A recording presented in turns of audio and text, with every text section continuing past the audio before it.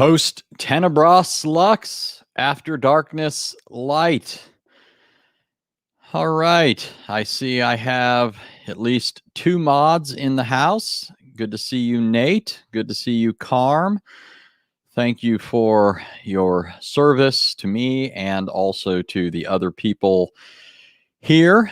I do hope everybody will control themselves in the chat, try and be civil, try and be good to one another. And that goes as well for non-Christians. I'm happy to have you here, happy to interact with you at some point, though I do not pay attention as much to the chat while I'm giving the lesson, but you can always stick around at various junctures. I usually take a pause and try and interact with things that you're interested in. So let's see here. I see Beginning of Wisdom says he's looking forward to the study. I am too. I never know what I'm going to say, so I'm always anxious to find out. You know, I'm saying that only somewhat tongue-in-cheek. You know, this isn't scripted. I do have files or slides ready to talk to you about, but I realize that my habit is sometimes to say all sorts of things that just occur to me as I'm talking. And hold on a second. My son is texting me. Let me just make sure. Oh, okay. All is well. He's just checking in with me. He's with some church friends. They were hiking today. If you would, by the way, pray for my youngest daughter. She is currently with my wife at the hospital. As you know, she has some health issues, and she hasn't had to have any time in the hospital for a while. She's been able to have just at-home treatment and stuff like that. But some recent things occurred that required them to go to the hospital. All right. With no further ado, I will get started. All right. So back when I started the series on Messianic prophecy, I had a couple of lessons, if I recall correctly, just dealing with certain things relevant to prophecy in general. I talked about the assumptions of prophecy. For example, prophecy assumes that God exists. It assumes that God is all-knowing. It assumes that God is active in history. And of course, in many ways, prophecy vindicates these claims. Prophecy is a way of not only teaching us things about God, but it also demonstrates those. I also talked about certain principles that I want people to keep in mind when it comes to prophecy.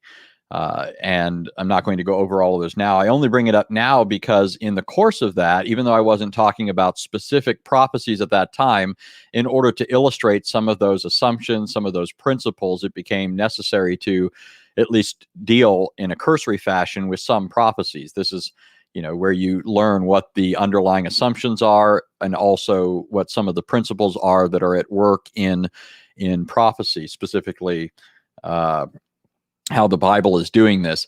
And one of the texts that I dealt with in a brief way is Matthew's use in Matthew 2 of Hosea chapter 11. A lot of people bring up Matthew's use of Hosea 11:1 and say that the apostles are wrenching things out of context. They're misapplying things to Jesus. And I did intend to eventually deal with Hosea 11:1 in a more detailed way. Probably wouldn't have done so as soon as this, but in my recent debates with Shabir Ali, he brought up this issue. And when it comes to something like this, you know, when you're in a debate, everybody has to choose the sorts of things that they're going to address, and they have to look for the most relevant things to address, as well as the things that they can deal with in the shortest period of time.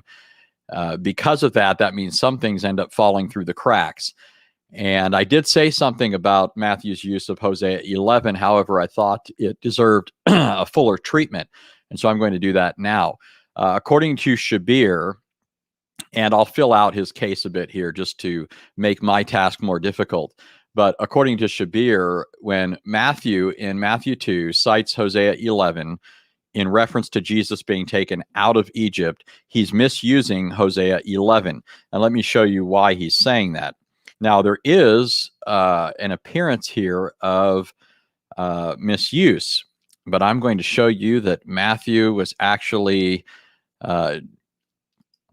doing something brilliant, something that the Old Testament itself teaches, and you'll see what I mean as we move through this.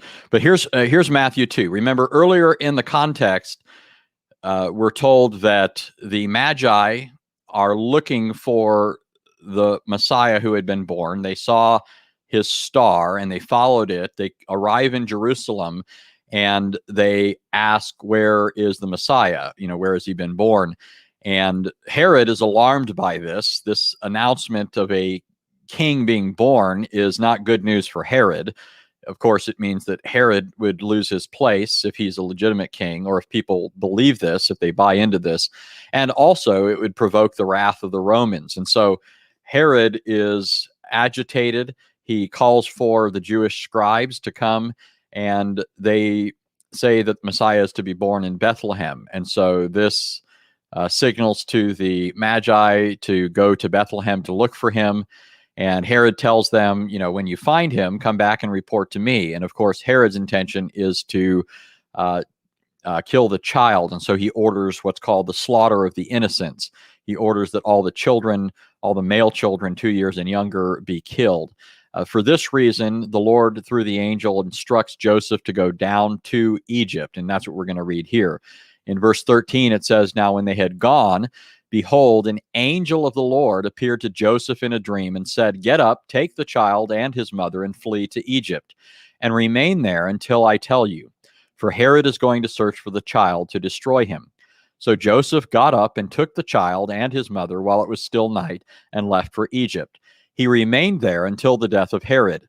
This was to fulfill what had been spoken by the Lord through the prophet. Out of Egypt I called my son. Now, this last line here is the quotation from the prophet, and it's a verbatim citation of Hosea 11. Okay, so here is Hosea 11.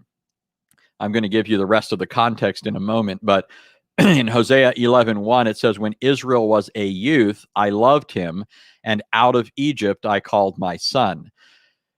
Now, one thing that becomes immediately apparent just by looking at the whole verse is that this is a reference to what had happened in the past. Notice the parallelism. Okay, Hebrew, especially Hebrew poetry, and Hosea 11 has the style of Hebrew poetry. Hebrew poetry used what is called parallelism, and there are different kinds of parallelism, but in this case, the parallelism is intended to indicate sometimes what you have is what's called synonymous parallelism. Okay, and so there's a bit of that going on here. In other words, when it says out of Egypt I called my son, it's referring to Israel, right? When Israel was a youth, I loved him, and out of Egypt I called my son. And so the first thing that strikes you, or should strike you, by looking at Hosea 11:1 is that Hosea's statement is about Israel, the nation. And moreover, Shabir didn't make this particular point, but moreover, it's referring not to a future event in Hosea, but to a past event.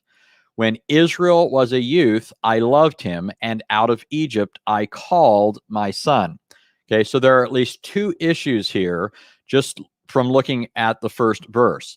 Number one, it's talking about Israel as a corporate entity, not about an individual. Number two, it's talking about something that happened in the past, not about something that was going to happen in the future.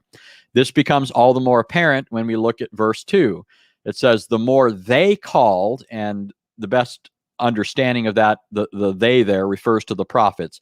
The more they called them, meaning Israel, the more they went from them. They kept sacrificing to the Baals and burning incense to idols. So now, not only do we have further indication that this is a reference to the nation of Israel, but now we have the further idea that Israel is being portrayed as wayward. Israel was a youth. God took Israel out of Egypt, calls Israel his son, but then upbraids Israel for rebelling against him, for going after the Baals. As you move on in the context, it says, "Yet it is I who taught Ephraim to walk," referring to a specific tribe of Israel. "I took them in my arms, but they did not know that I healed them. I led them with cords of a man, with bonds of love, and I became to them as one who lifts the yoke from their jaws, and I bent down and fed them." And then finally, verse 5, "They will not return to the land of Egypt, but Assyria. He will be their king because they refuse to return to me." Now, having read this in context, it should appear like we've got a whopper of a problem here, right? Again, it's referring to a corporate entity, not to an individual. It's referring to a past event, not to a future event. And moreover, the entity in view, corporate Israel, is portrayed as wayward or corrupt. What gives then when Matthew, going back to Matthew 2, cites Hosea 11:1 and applies it to Jesus? What justification could Matthew possibly have? And what justification could we give that is not merely ad hoc and simply, coming up with some way of legitimizing this that is after the fact? In other words, it's one thing to say that there's this principle that explains it. It's another thing entirely if that principle ends up looking altogether artificial, right? Which would be the case clearly if this is something that we're now inventing after the fact and saying, okay, this accounts for that. But what I'm going to show you is that Matthew is making a typological use of Hosea 11:1 precisely because Moses and the prophets teach that what happened to Israel was going to be recapitulated in the Messiah. Precisely because Israel failed, the Messiah is going to come and take up Israel's vocation, that task that was laid upon Israel to be a blessing to the world, and he's going to retrace Israel's steps and atone for her missteps.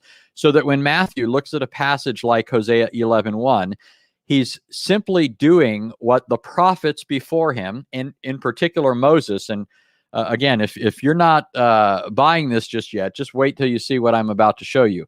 I'm going to show you that Moses and the prophets establish this precedence, viewing what happened in the case of Israel in the past as a type of what God was going to do in the future through the Messiah. So let's go through.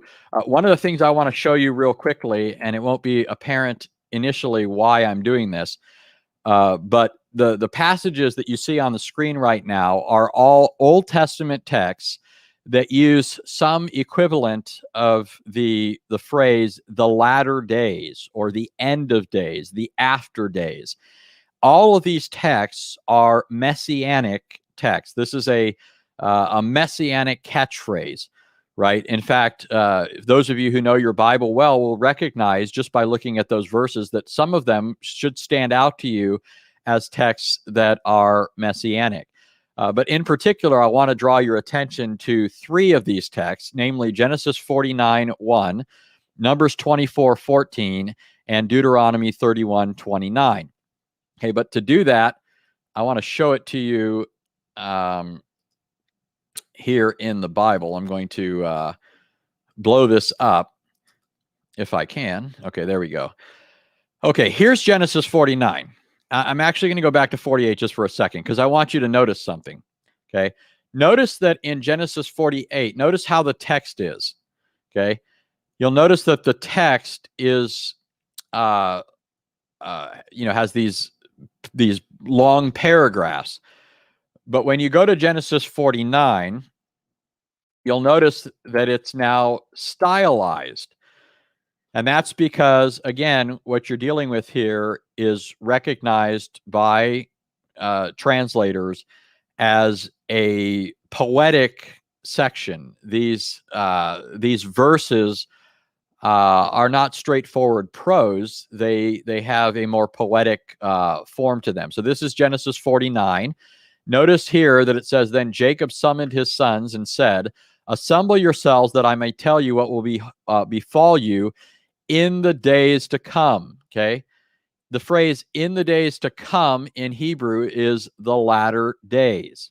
Okay. Now, here's another passage in the Torah.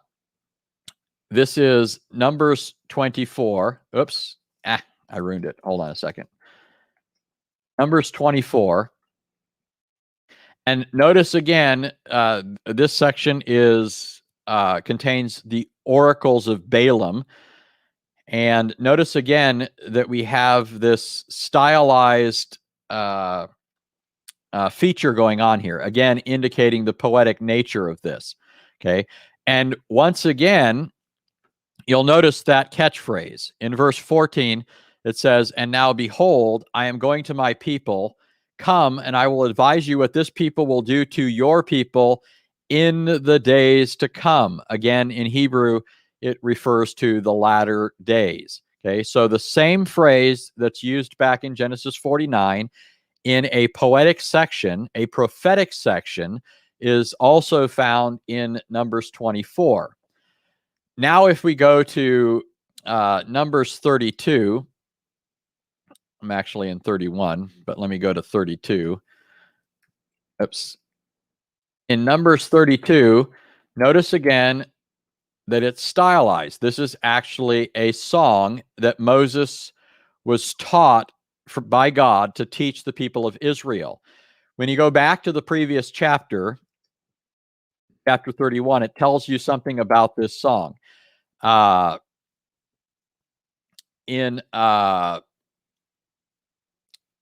So in verse 19, it says, now therefore, write this song for yourselves and teach it to the sons of Israel. Put it on their lips so that this song may be a witness for me against the sons of Israel. For when I bring them into the land flowing with milk and honey, which I swore to their fathers, and they have eaten and are satisfied and become prosperous, then they will turn to other gods and serve them and spurn me and break my covenant.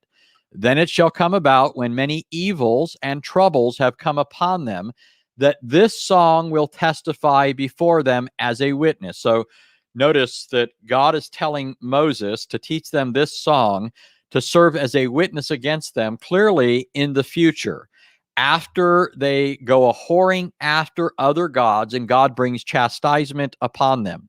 Okay, it goes on to say, for I know their intent, which they are developing today, before I have brought them into the land which I swore. So Moses wrote this song the same day and taught it to the sons of Israel. Okay, now I'm not going to read all of this, but look down at verse 29. Moses says, for I know that after my death you will act corruptly and turn from the way which I have commanded you, and evil will befall you in the latter days. Okay. Again, this is the same Hebrew expression. It's referring to what will happen in the latter days. So here we have these three sections of the Torah that are all poetic sections, and they all make reference to the latter days. Okay, so that already establishes by at least two lines of consideration that there's some possible connection between these texts, right? They're all poetic sections. They're all clearly prophetic sections. And that's especially indicated by the reference to the phrase, the latter days. Okay. Now let me go back to my slides here. And let's begin to look at these. Hold on here 1 second. All right.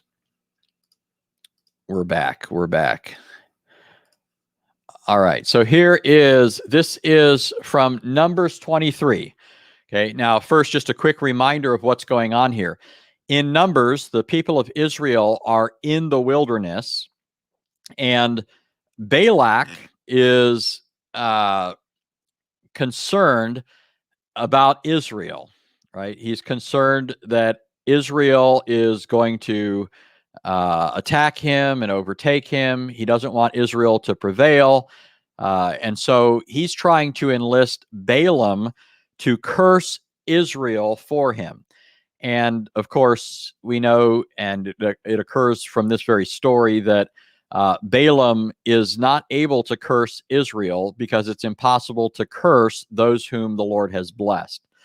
Okay, so in verse 7, it says, then he, meaning Balaam, took up his discourse and said, from Aram, Balak has brought me, Moab's king from the mountains of the east. Come curse Jacob for me, and come denounce Israel. How shall I curse whom God has not cursed? And how shall I denounce whom the Lord has not denounced? As I see him from the tops of the rocks, and I look at him from the hills. Okay, who's it referring to? Who's Balaam saying, I see him from the tops of the rocks and look at him from the hills? Well, it goes on. It becomes obvious that he's referring to the people of Israel. Behold, a people who dwells apart and will not be reckoned among the nations. So this is a nation, a people set apart. Who can count the dust of Jacob or number the fourth part of Israel? Let me die the death of the upright, and let my end be like his. Okay, then the prophecy goes on and says, then he took up his discourse. I've skipped down further in Numbers 23.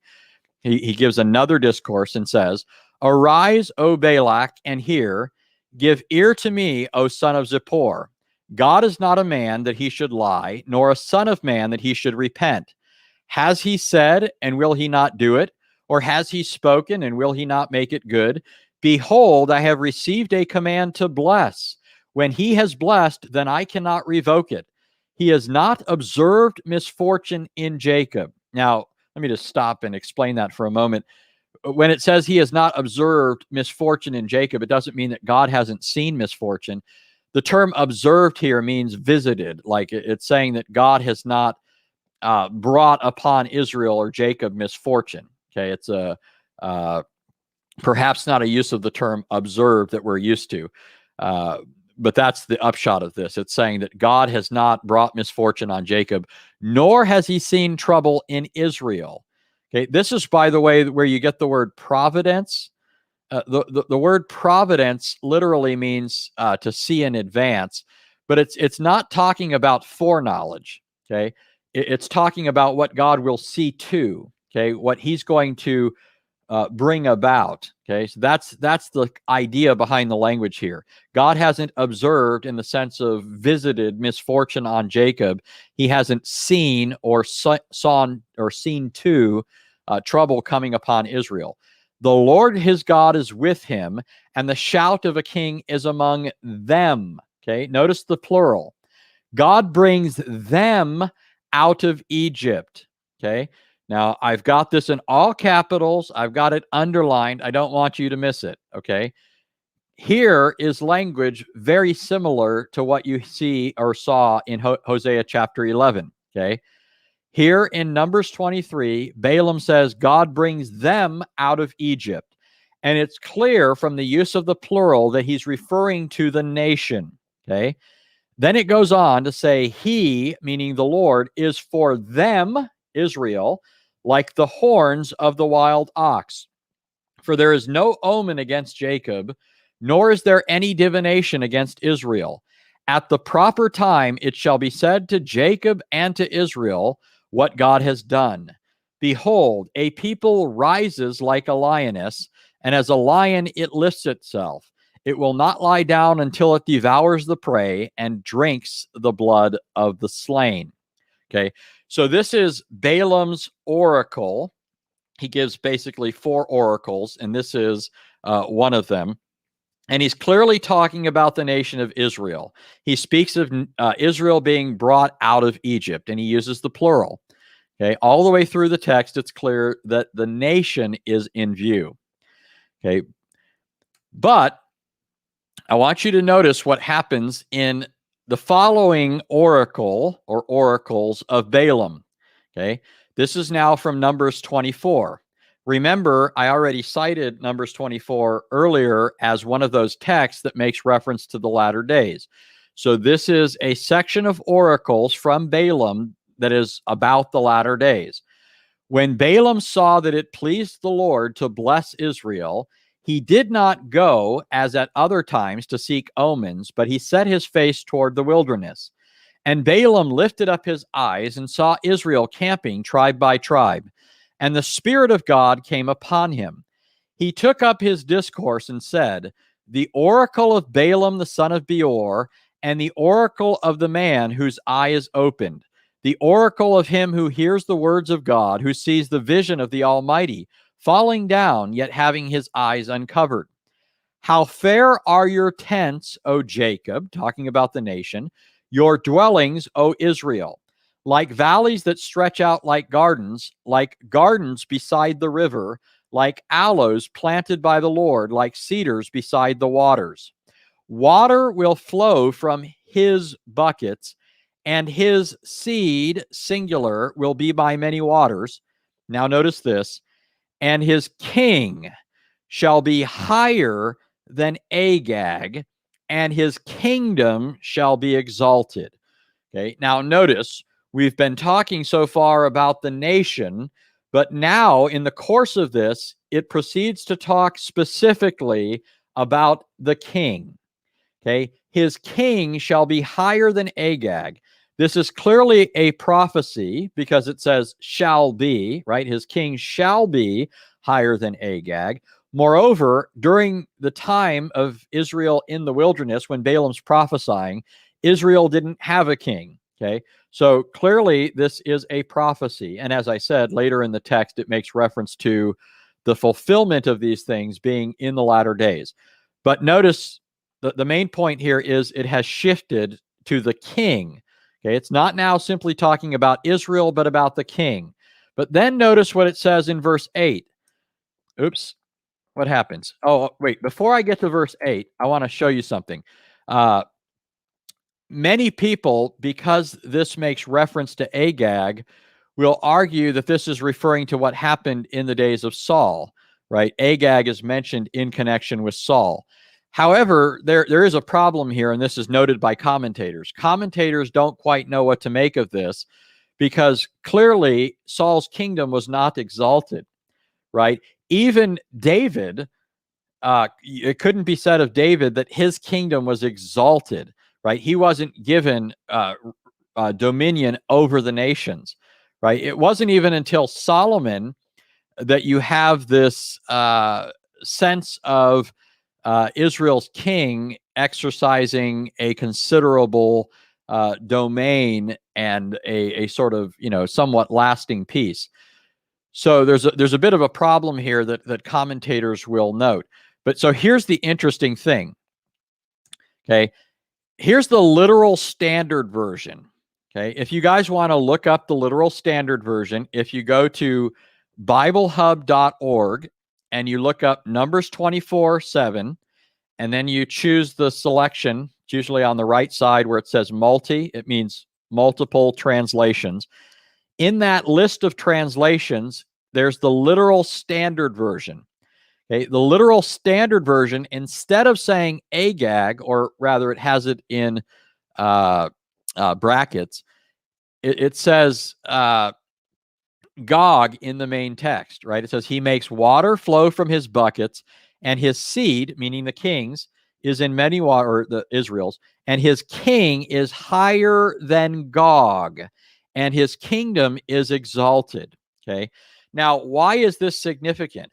Well, because if the text literally is referring to his kingdom being higher than Gog, then it becomes all the more apparent that this is a reference not to what happened under Saul, but is referring to a yet future king. In fact, the king Messiah, because remember, Gog is the end time enemy of Israel, right? Gog is only mentioned one other time in the Hebrew or in the Hebrew Old Testament. That's in Ezekiel 38 through 39, right? When it's talking about this great battle that's going to occur. So it's well recognized that Gog is an end time enemy of God's people. And so if Gog is the reading here, then it reinforces the idea that this is referring to the Messiah. Okay, and I already mentioned the fact that in this context, in Numbers 24:14, Balaam says that these things have reference to the latter days. Okay, now that's going to be important in an additional way in a moment here. But why does the literal standard version say Gog? What gives here, right? Is it a reference to Agag or is it a reference to Gog? Now, the Masoretic text does say Agag. However, like I said, there's a problem here that commentators recognize. If it's referring to Agag, it doesn't seem to fit because Saul's kingdom doesn't match the description that's given here with reference to this king. Moreover, it's not consistent with the fact that the text is referring to what will happen in the latter days. Clearly, Saul's reign was not taking place in the latter days. Well, one thing that stands out here that helps us to see where the literal standard version is getting this notion is that the Septuagint renders it Gog. Okay. Agag and Gog look very similar in Hebrew. Okay. The Septuagint translators clearly took the reference to Gog. They didn't understand it as a reference to Agag. And so it says in the Septuagint, a man shall come forth from his seed, and he shall rule over many nations. And his reign shall be exalted beyond Gog, and his reign shall be increased. Okay. Now, it's not only the Septuagint that renders it this way. Okay. But let me quote for you. This is a scholar, and I don't know how to say his name. Actually, I couldn't even write it the way it appears. The last name, Boe, the O actually has a line through it, and I know that it's a foreign name, so I'm not even going to try and pronounce it. But this is a scholarly work. It's called Gog and Magog, Ezekiel 38 through 39 as pretext for Revelation 19. And it says, the LXX translation, LXX means Septuagint, took place long before the Christian era. One cannot exclude the possibility that some LXX references to Gog may be older and have greater claims to be the original text than that of the Masoretic text, where these differ. Okay, so what it's saying is the Septuagint translators who are working with the consonantal text prior to the Masoretes, prior to the post-Christian rabbis, understood this as a reference to Gog, as they understood some other references to be about Gog. And this lends weight to the notion that this is the proper and original understanding or proper understanding of this. But it's not just the Septuagint, okay? This is also the rendering that's found in other Jewish translations. Remember that when Christians started using the Septuagint, the Jews became very upset and no longer wanted to use it and distanced themselves from the Septuagint. So other translations were produced. However, in many ways, even those translations often end up coinciding with the Septuagint understanding. So the translation of Theodotion says Gog. Many manuscripts of Aquila say Gog, and of Symmachus say Gog, as well as the Samaritan Pentateuch. Okay, besides the Hebrew text, the text that was preserved by Jews, the Samaritans also preserved the Torah, and in their version of the Torah, it says Gog in Numbers 24:7. So you have all these ancient witnesses to the Gog reading, which, as I said, fits the context. Okay, so here's the conclusion of this same scholar. Text critically, the weight of the LXX and the Samaritan Pentateuch together against the Masoretic text is considerable. And G. Gurleman makes high claims for this reading, stating that there is no doubt that Gog, that shouldn't say God, it should say Gog, not Agag, was the common reading in pre-Christian times. Okay, so why is that significant? Okay, so I've already said that contextually it's making reference to the latter days. Okay, so it's clearly not talking about the days of Saul. Saul didn't live and reign in the latter days. Secondly, the characteristics of this king's kingdom and rule don't match Saul. And so the Gog reading has a lot to commend it, especially the fact that it's found in all of these other pre-Christian Jewish translations and sources. Okay, they all understood it as a reference to Gog. Okay, now look at this in Ezekiel 38. In Ezekiel 38, when it makes reference to Gog, notice what God says. Okay, it says, "Thus says the Lord God, are you the one of whom I spoke in former days through my servants, the prophets of Israel, who prophesied in those days for many years that I would bring you against them? It will come about on that day when Gog comes against the land of Israel, declares the Lord God, that my fury will mount up in my anger." Okay, now here's the question that I want you to ask yourself. In Ezekiel 38, the Lord says, "Are you the one," this is obviously rhetorical, "are you the one of whom I spoke in former days through my servants, the prophets?" Okay. So in this text, God says that he referred to Gog on previous occasions through his servants, the prophets. Where prior to Ezekiel do we have references to Gog? Okay. The point that I'm trying to get you to see, I mean, you can go run a search, is that in the Masoretic text, you don't have references to Gog. But in Ezekiel 38, it says there are former references through the prophets, right? In Numbers 24, we have a reference from Balaam and Moses recording the words of Balaam, right? So we have at least two prophets there. Well, there's one other reference that's prior to Ezekiel, and that's in Amos 7:1. In Amos 7:1, it says, "Thus the Lord God showed me, and behold, he was forming a locust swarm when the spring crop began to sprout. And behold, the spring crop was after the king's mowing." Now, once again, the Septuagint translation takes this as a reference to Gog. Okay, the literal standard version reflects this when it says, "The latter growth is after the mowings of the king," or king of Gog. Right. And that's because in the Septuagint, it literally says Gog, right? Gog the king, Gog ha Basilius, right? "Thus the Lord showed to me, and behold, a breed of locusts coming in the early morning, and behold, one grasshopper, Gog the king." And so, given the fact that Ezekiel speaks of prophets, plural, referring to Gog, refers to the fact that God, through prophets, plural, spoke of Gog. Apart from these Septuagintal renderings to Gog, we have no explanation for why God speaks of referring to Gog in former prophecies. Okay, so for many reasons, that's the reading that I take. It's the best attested on text critical grounds. It's the one that doesn't make gibberish of the text.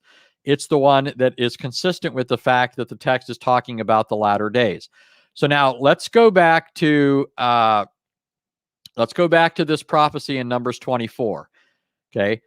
So in Numbers 24, it says, "How fair are your tents, O Jacob, your dwellings, O Israel, like valleys that stretch out, like gardens beside the river, like aloes planted by the Lord, like cedars beside the waters. Water will flow from his buckets, and his seed," singular, "will be by many waters, and his king will be higher than Gog, and his kingdom shall be exalted." Okay.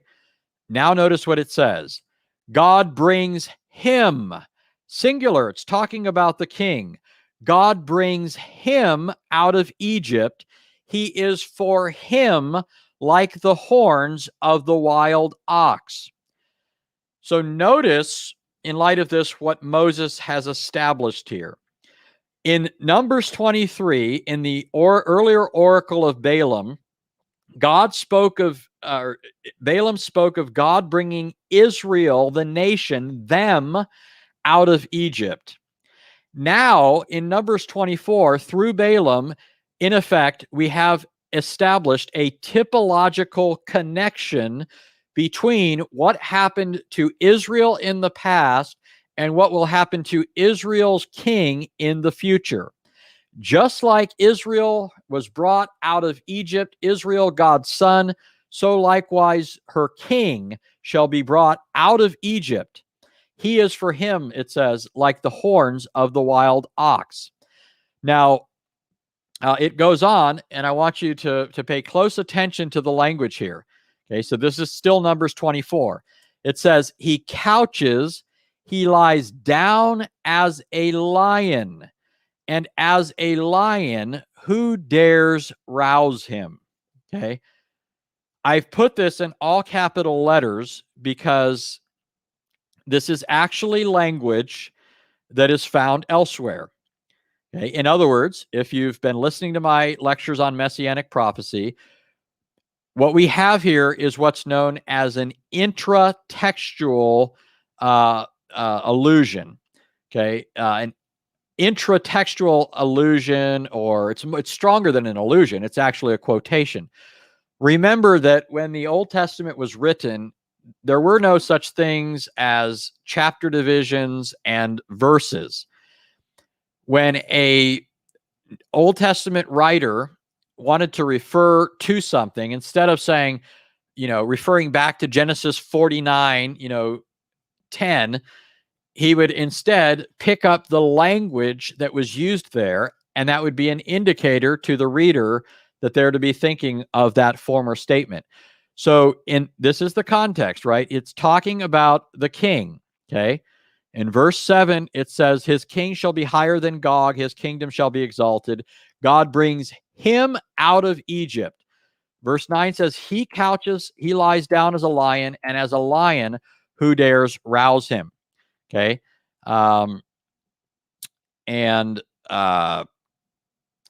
going on to verse 14, it says, and now, behold, I'm going to my people. Come, and I will advise you what this people will do to your people in literally the latter days. He took up his discourse and said, the oracle of Balaam, the son of Beor, and the oracle of the man whose eye is open, the oracle of him who hears the words of God and knows the knowledge of the Most High, who sees the vision of the Almighty, falling down, yet having his eyes uncovered. I see him, but not now. I behold him, okay, but not near. So notice this. It's talking about an individual. I see him, but not now. I behold him, but not near. A star shall come forth from Jacob. A scepter shall rise from Israel. And he shall crush through the forehead of Moab and tear down all the sons of Sheth. Okay. Now, again, I draw your attention to the fact that certain phrases here are in all capital letters. Okay, I've put in verse 17, a scepter in all capital letters. In verse 14, in the days to come, in all capital letters. And as well, back in verse 9, he couches, he lies down as a lion, and as a lion, who dares rouse him? All of those in capital letters. Where does all of this language come from? Okay. What is it, since I've said that this is an intratextual reference back to something, what is this a reference back to? Now, I'm going to stop sharing my screen just for a moment. Gives me a chance to take a quick breather, gives you a chance to answer. I just know that somebody here is going to bless me by telling me where this comes from. What is it that Balaam, in these prophecies that Moses is recording, what is it that Balaam is referring back to? When Balaam speaks of this king who couches like a lion, right, who's going to come in the future, whose kingdom is going to be greater than that of Gog, right? Jeremy got it. And I know that all of you are ready to hit the keyboard and say the same thing. Thank you, Jeremy. He's referring to Genesis 49. Okay, so let's look at Genesis 49. Okay, in Genesis 49,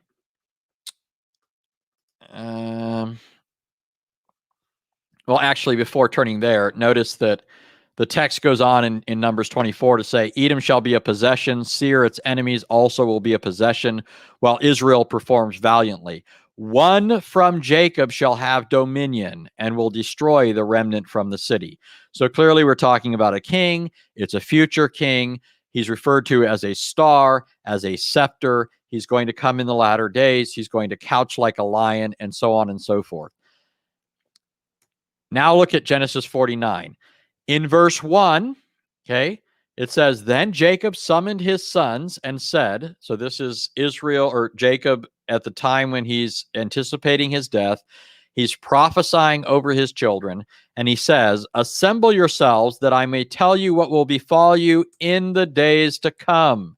Again, it's the same Hebrew expression, the latter days. I'm skipping now to verse 8. Judah, your brothers shall praise you. Now remember, it's talking about the latter days. So even though it speaks of Judah here, it's not talking to the, the immediate descendant of Jacob named Judah. It's talking about Judah, the tribe, his future descendants. Judah, your brothers shall praise you, meaning the other tribes. Your hand shall be on the neck of your enemies. Your father's son shall bow down to you. Judah is a lion's whelp. From the prey, my son, you have gone up. Okay, notice the reference to a lion's whelp. Then it goes on to say, he couches, he lies down as a lion, and as a lion, who dares rouse him?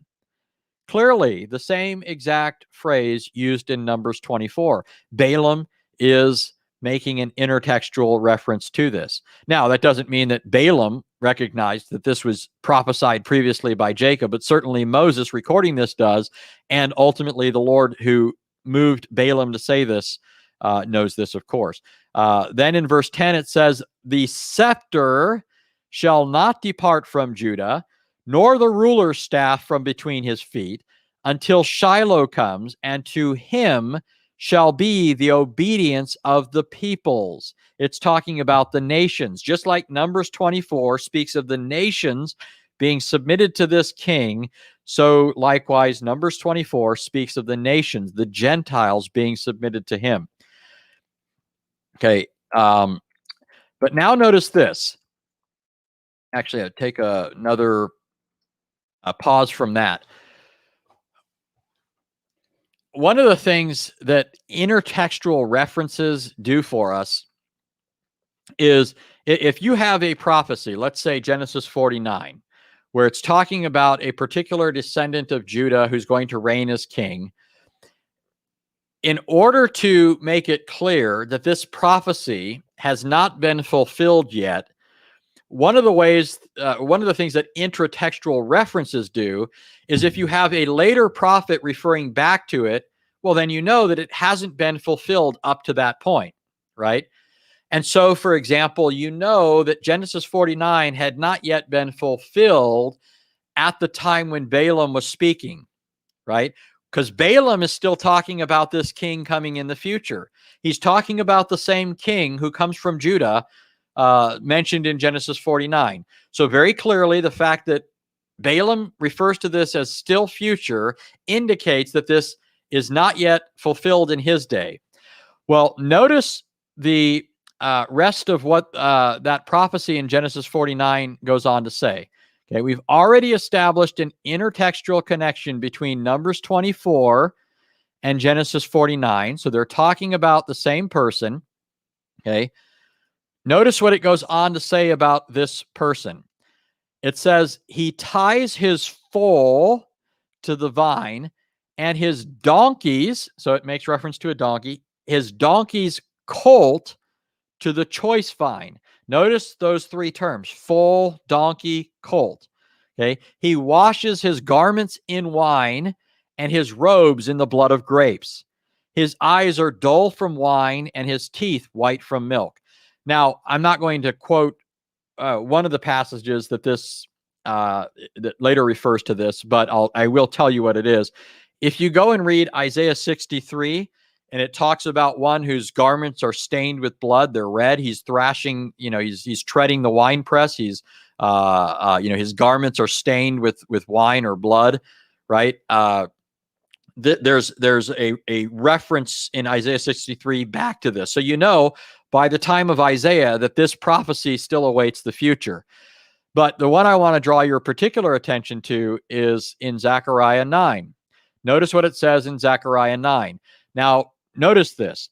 Zechariah 9 is post Mosaic. So it's after the time of Jacob's prophecy in Genesis 49. It's after the time of Balaam's prophecy in Numbers 24. It's after the time of Isaiah, right? Isaiah was prophesying in the 7th century. This is Zechariah prophesying in the 500s, which further tells us that this prophecy has not yet been fulfilled. Okay.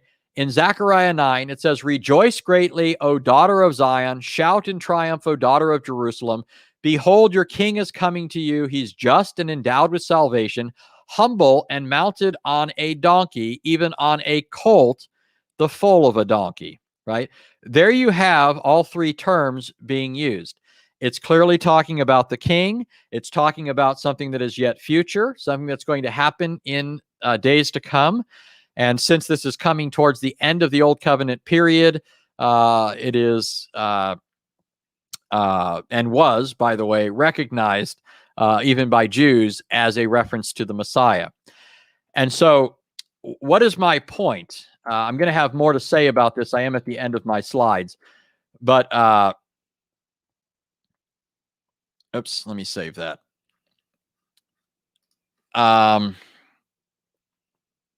Stop screen share. All right.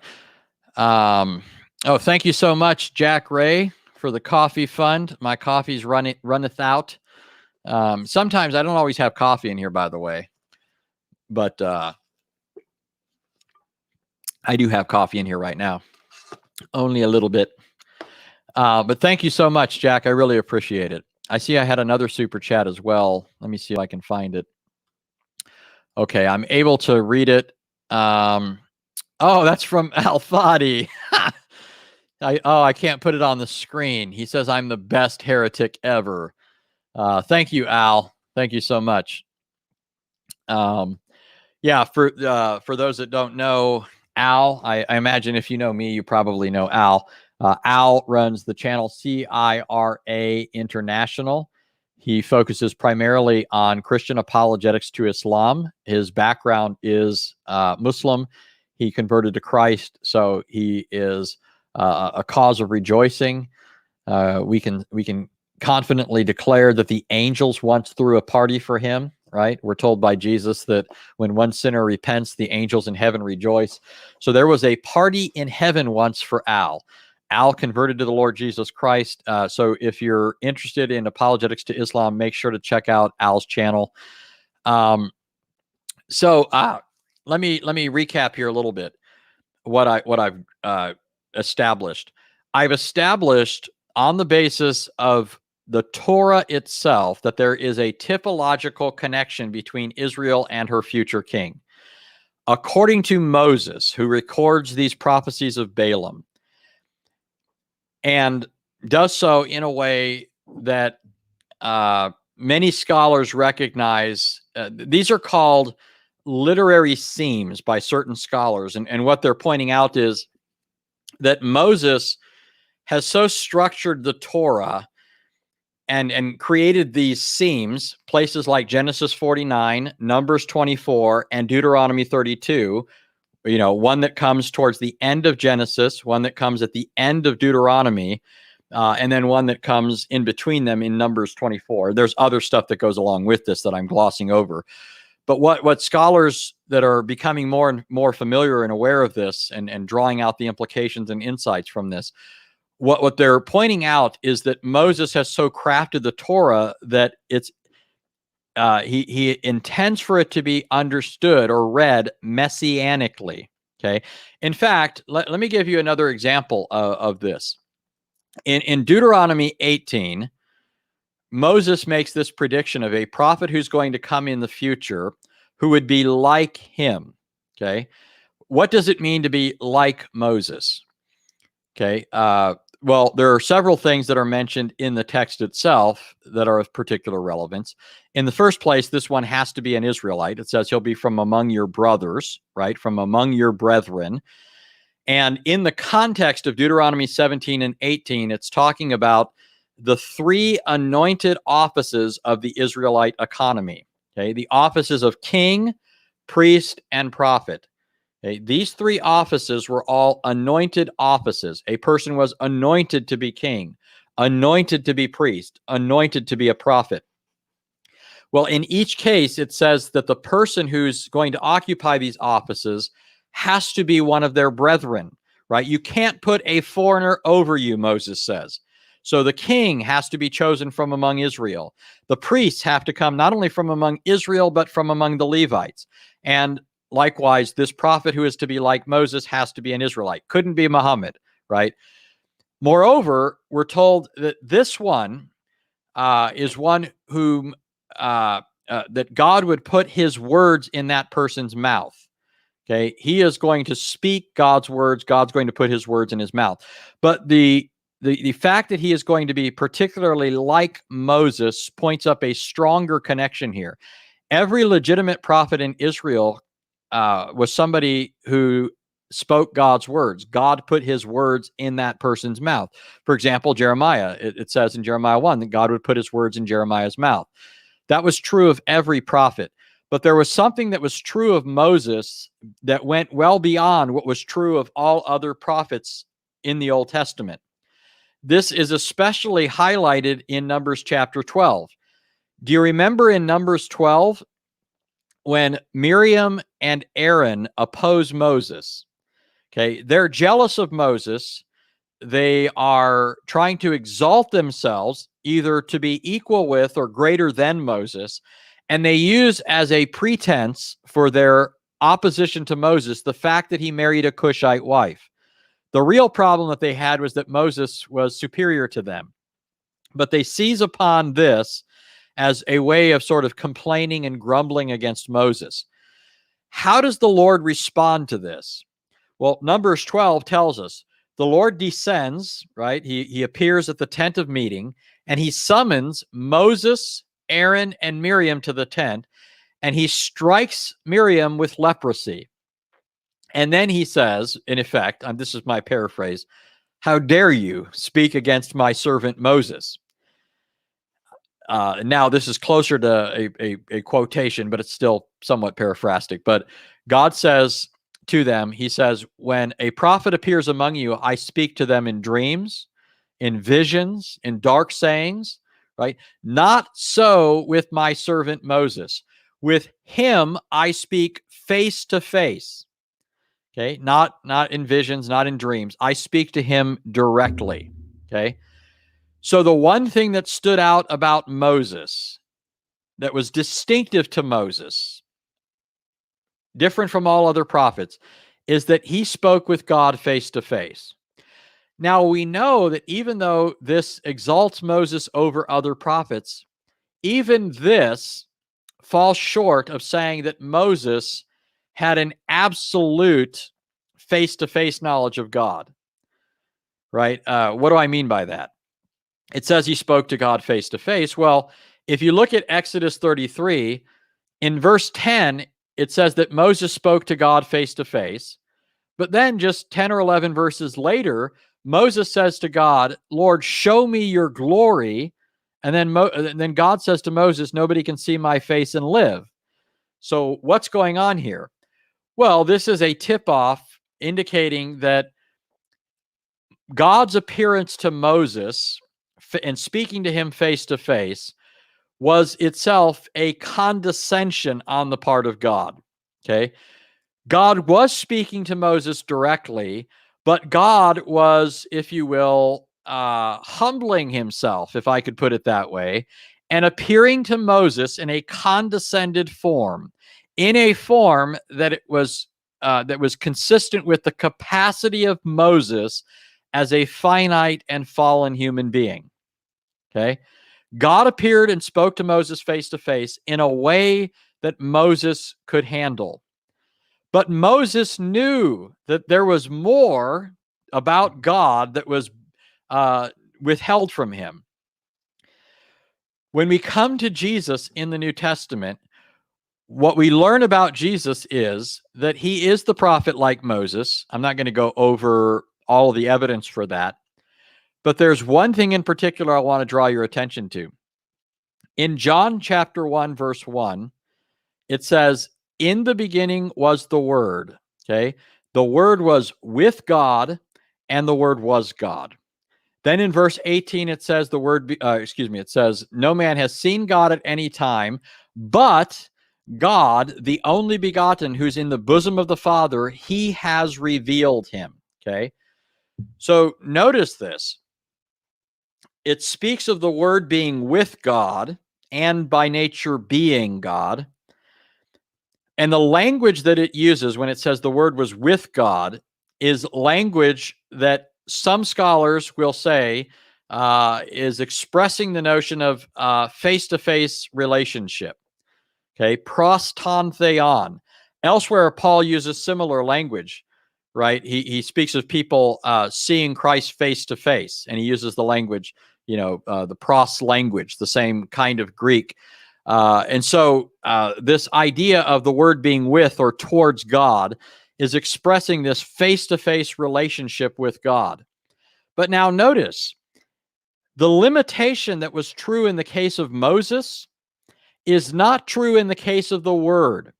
Okay, the knowledge that the Word has, this face-to-face relationship that he has with God, is an eternal face-to-face relationship. It says, in the beginning was the Word. Okay, the tense of the verb there indicates that the Word existed when everything else began. He already was. And it says not only was he there always, right? When everything became, so he precedes the beginning of all things, the beginning of time, space, all things. In fact, verse 3 says, all things became through him, and without him nothing became that has become. So if the Word was and everything became through him, the Word is eternal. He is the source of everything that became. As the source of everything that became, he is not himself something that became. Okay? All things became through him, and without him, not one thing, John says, became that has become. Okay? That's the literal Greek there. So this face-to-face knowledge that the Word has of the Father is an eternal face-to-face knowledge of the Father. Therefore, the Word has a face-to-face knowledge of God that excels even Moses. Okay? So when Moses, who excelled all other prophets, talks about an eschatological figure, somebody who's going to come in the future, who's going to be like him, okay, the question is, who is it that can boast that they had this kind of intimate knowledge of God? Well, nobody beyond our Lord Jesus could lay claim to that kind of knowledge. That, by the way, is one of the primary reasons why Jesus is given the title the Word. The primary vehicle through which somebody is revealed is through their words. Jesus, as the one who has face-to-face knowledge of the Father and has had that for all eternity, is therefore the one who is uniquely and preeminently able to reveal the Father to men. Okay. Now, why did I bring all this up? Okay.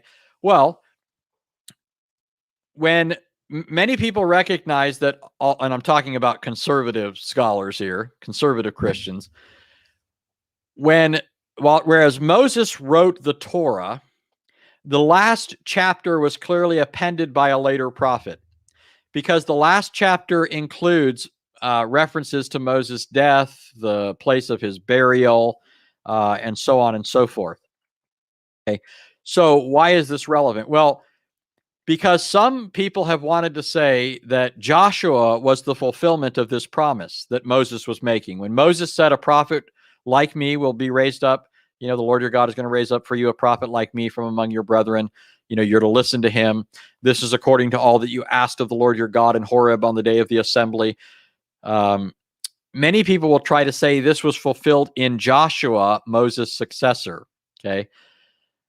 Now, let me point out something before I show you the thing that I was really getting at. Well, it is interesting that the one who succeeds Moses is named Joshua, isn't it?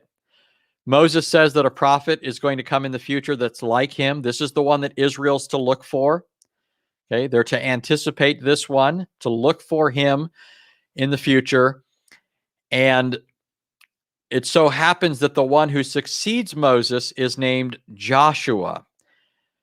Now we're led to dwell specifically on this fact that his name is Joshua precisely because God deliberately instructs Moses to change his name. His name was Hosea, son of Nun, but God instructed Moses to change his name to Joshua. Okay.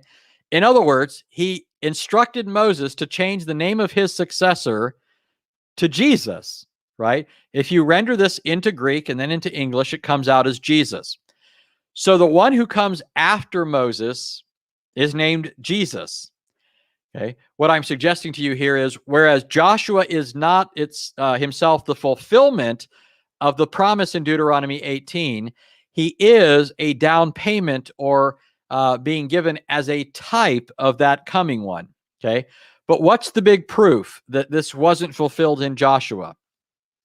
Well, it's Deuteronomy 34, which, as I pointed out, is appended by a later prophet. Okay. It could have been Joshua who appended this, or even later prophet. The standard view is that it was Joshua. But notice that if it's Joshua, he's making clear the fact that this prophecy was not fulfilled in him. Okay. Remember what I was talking about. Whenever you have a later reference to an earlier prophecy, and that reference indicates that the prophecy has not yet been fulfilled, okay, it's signaling to that fact. It's telling you that previous prophecy not yet fulfilled. Okay. Notice Deuteronomy 34, verse 9. Now Joshua the son of Nun was filled with the spirit of wisdom, for Moses had laid his hands on him, and the sons of Israel listened to him and did as the Lord had commanded Moses. Since that time, no prophet has risen in Israel like Moses, whom the Lord knew face to face. For all the signs and wonders which the Lord, now remember, it just got through recording Moses' death. And it's saying, no prophet has arisen in Israel like Moses, whom the Lord knew face to face. For all the signs and wonders which the Lord sent him to perform in the land of Egypt against Pharaoh, all his servants and all his land, and for all the mighty power and for all the great terror which Moses performed in the sight of all Israel. Okay. So notice it's telling us at the end of Deuteronomy 34, written by likely Joshua or a subsequent prophet, it's telling us this prophecy had not yet been fulfilled. The prophet like Moses had not yet come. Okay. But notice we have this further reference to the fact that Moses knew God face to face, so must this prophet know God face to face. And then we have the additional observation that Moses, and therefore the prophet who would be like him, performed signs and wonders in the sight of all Israel. Okay. So this person who would be like Moses had to be an Israelite.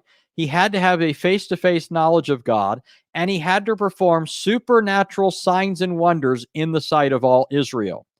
Okay. Clearly, these things were fulfilled in Jesus. And I don't want to go off on this too much. There's a lot more that could be said that really nails that down. But now is enough just to make the point, which I've already made a few times now. Intertextual references to earlier prophecies indicate that the prophecy has not yet been fulfilled. You have this sort of thing happening over and over and over again in the Old Testament.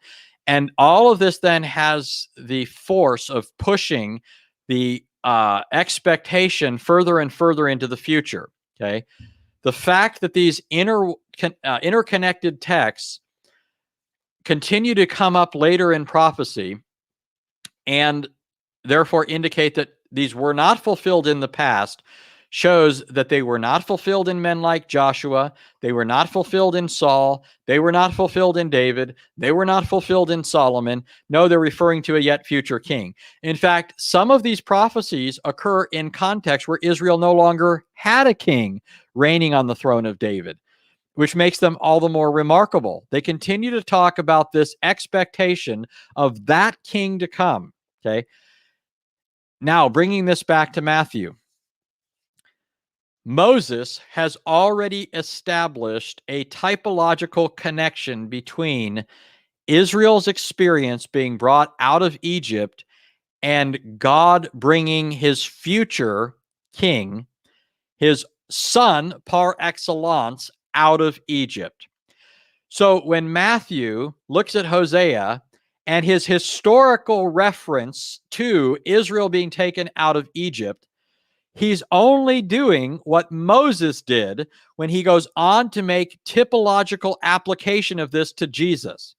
He's simply applying the Mosaic principle: as it was with the nation, so it will be with the king. And by the way, this is something that the Jews themselves recognized. The Jews used to say in various midrashes, Exodus Rabbah, for example, which is a midrash on Exodus, says, as it was in the first Exodus, so it will be in the future Exodus. And it even quotes a Messianic text. It quotes in that connection Malachi 3, a prophecy about the coming of the Messiah. And so it's saying that the new Exodus, the future deliverance that would be accomplished by the Messiah, is itself an outworking of, or a typologically fulfilled instance of, what God had done in the past with the nation. Now, there's a whole lot more that goes along with this. Okay, I hope you all don't think I can do everything in one show. I know I try to cram in a lot. But we have numerous other instances of this sort of thing that continue to fill in the picture. And one of the basic ideas that's involved here, that comes up especially in the prophet Isaiah, is that Israel was called to be God's servant. Okay, Israel was called to be a light to the nations. Israel was called to carry the knowledge of God to the Gentiles. Israel was called to a holy calling. She was to be a kingdom of priests, not simply for herself, for her own benefit, but for the benefit of the nations. Okay, so Isaiah picks up on this fact that this was Israel's vocation. She was called to be a light to the nations, but she failed. Okay, Israel failed to fulfill her servant vocation, her priestly function to the nations. Therefore, God goes on to say through Isaiah the prophet that God is going to take a particular Israelite, and he is going to be Israel par excellence. Okay, he is going to be Israel, the embodiment of all that Israel was called to be. And he is not going to fail. He's going to succeed. In fact, let me show you. I didn't plan to do this, but I can't resist. Let me show you this. A lot of people they're used to the fact that Israel is called God's servant. And so whenever they see these references in Isaiah to the servant, they want to say it's just Israel. Now, the servant is called Israel, but I want you to notice what happens in Isaiah 49. It says, actually, let me zoom this in a bit so that you can all see it better. Okay. Isaiah 49. Listen to me, O islands, and pay attention, you peoples from afar. The Lord called me from the womb. From the body of my mother, he named me. And he did, didn't he? The angel told Mary to name him, right? Well, then it goes on. He has made my mouth like a sharp sword. In the shadow of his hand, he has concealed me. And he has also made me a select arrow. He has hidden me in his quiver. He said to me, you are my servant Israel, in whom I will show my glory. Okay, now the question is this talking about an individual, or is it talking about the nation? Well, read on. But I said, I have toiled in vain. I have spent my strength for nothing in vanity. Yet, in other words, this servant is expressing that in some ways it looks as if his mission is coming to an abortive end, as though it's all ending disastrously, right? But then it says, yet surely the justice due to me is with the Lord, and my reward with my God. Okay. And now says the Lord, who formed me from the womb to be his servant, to bring back Jacob. Wait a minute. He's called Israel earlier in the text, but now it says the servant is going to bring back Jacob. Jacob's just another name for Israel. So if the servant is Israel, the nation, how is it that he's going to bring back Jacob, the nation? Right? And then it goes on to bring back Jacob to him so that Israel might be gathered to him. For I am honored in the sight of the Lord, and my God is my strength. He says, it is too small a thing that you should be my servant to raise up the tribes of Jacob and to restore the preserved ones of Israel. I will also make you a light to the nations, so that my salvation may reach to the end of the earth. Okay. Now, notice, okay, this is just dripping with intertextual references. I'm not going to go over all of them, but this language about this, his reign, his salvation, reaching to the ends of the earth, the nation seeing his light. This is also an echo of things in Isaiah 9, right? Where it refers to them seeing a great light, the nations, right? The Galilee of the Gentiles, for one, but also to places like Psalm 2, where it speaks of his rule extending to the ends of the earth, or Psalm 72, where it talks about his reign being to the ends of the earth, or Psalm 89, right, where it talks about his universal reign. Okay, it also, there are other intertextual references here, but very clearly, the servant here is not the nation, even though the nation elsewhere is called God's servant. This one, who's called Israel, his servant, is going to bring Jacob, or Israel, back to him, and not just the 12 tribes. He's going to bring back the nations. All the nations are going to come to him. He's going to fulfill what Israel was supposed to do. He's going to fulfill that for them. So now think again about Hosea 11:1. It says, when Israel was a child or a youth, I loved him, and out of Egypt I called my son. Israel is called God's son in the Old Testament, in Exodus 4, for example. The Messiah is called God's son. He's called his servant Israel here in Isaiah. And this is all part and parcel of Isaiah, showing that the vocation of Israel as servant, the nation, has been now transferred to this particular eschatological figure, right? And these promises about the servant climax, by the way, and as I'm sure you all know, well, actually, let me show you what he says in the next chapter. In Isaiah 50, verse 4, talking about the servant, it says, the Lord God has given me the tongue of disciples, that I may know how to sustain the weary one with a word. He awakens me morning by morning. He awakens my ear to listen as a disciple. The Lord God has opened my ear, and I was not disobedient, nor did I turn my back. I gave my back to those who strike me. Oops, I hate that Bible Gateway does that every time I try to highlight it. And my cheek to those who pluck out the beard. I did not cover my face from humiliation and spitting, for the Lord God helps me. Therefore, I am not disgraced. Therefore, I have set my face like flint, and I know that I will not be ashamed. He who vindicates me is near. Who will contend with me? Let us stand up to each other. Who has a case against me? Let him draw near. And it goes on. But notice that this servant, spoken of in the previous chapter as the one who will save Israel and the nations, is here strikingly presented as being himself struck. So this one who's supposed to deliver the nations, and one might assume do so in, let's say, a political or military way, is instead being portrayed as himself being humiliated, himself being struck, right? Spat upon. What gives, right? As you go on, if you go to the next servant song. Oops. Oh, actually, I don't think did I read the part where it goes on to talk about him as the servant? Right. Later in the text, it says, who is among you that fears the Lord, that obeys the voice of his servant? Right. So this is in the same context that I was just reading from. Right. Now, if you I'll just skip to Isaiah 52 real quickly. In Isaiah 52, a passage you should all know, says, "Behold, my servant will prosper. He will be high and lifted up and greatly exalted. Just as many as were astonished at you, my people, so his appearance was marred more than any man, and his form more than the sons of men. Thus he will sprinkle many nations. Kings will shut their mouths on account of him.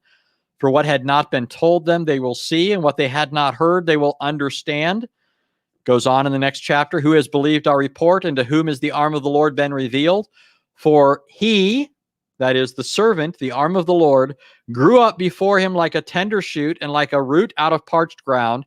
He has no stately form or majesty that we should look upon him, nor appearance that we should be attracted to him. He was despised and forsaken of men, a man of sorrows and acquainted with grief." And the text goes on. Actually, let me read the last part of this real quick. In verse 10, it says, "The Lord was pleased to crush him, putting him to grief. If he would render himself as a guilt offering, he will see his offspring and will prolong his days, and the good pleasure of the Lord will prosper in his hand." So notice this. It says that the Lord is going to crush him, right? The Lord was pleased to crush him. Numerous references in the text earlier, prior to that, refer to him being stricken, to him being oppressed, to him being afflicted, to him being led like a lamb to the slaughter, right? In verse 7, a lamb to the slaughter. And then in particular, verse 8 says he was cut off out of the land of the living. So clearly, this one would be stricken to the point of death. He would be cut off from the land of the living. He would be crushed. Okay.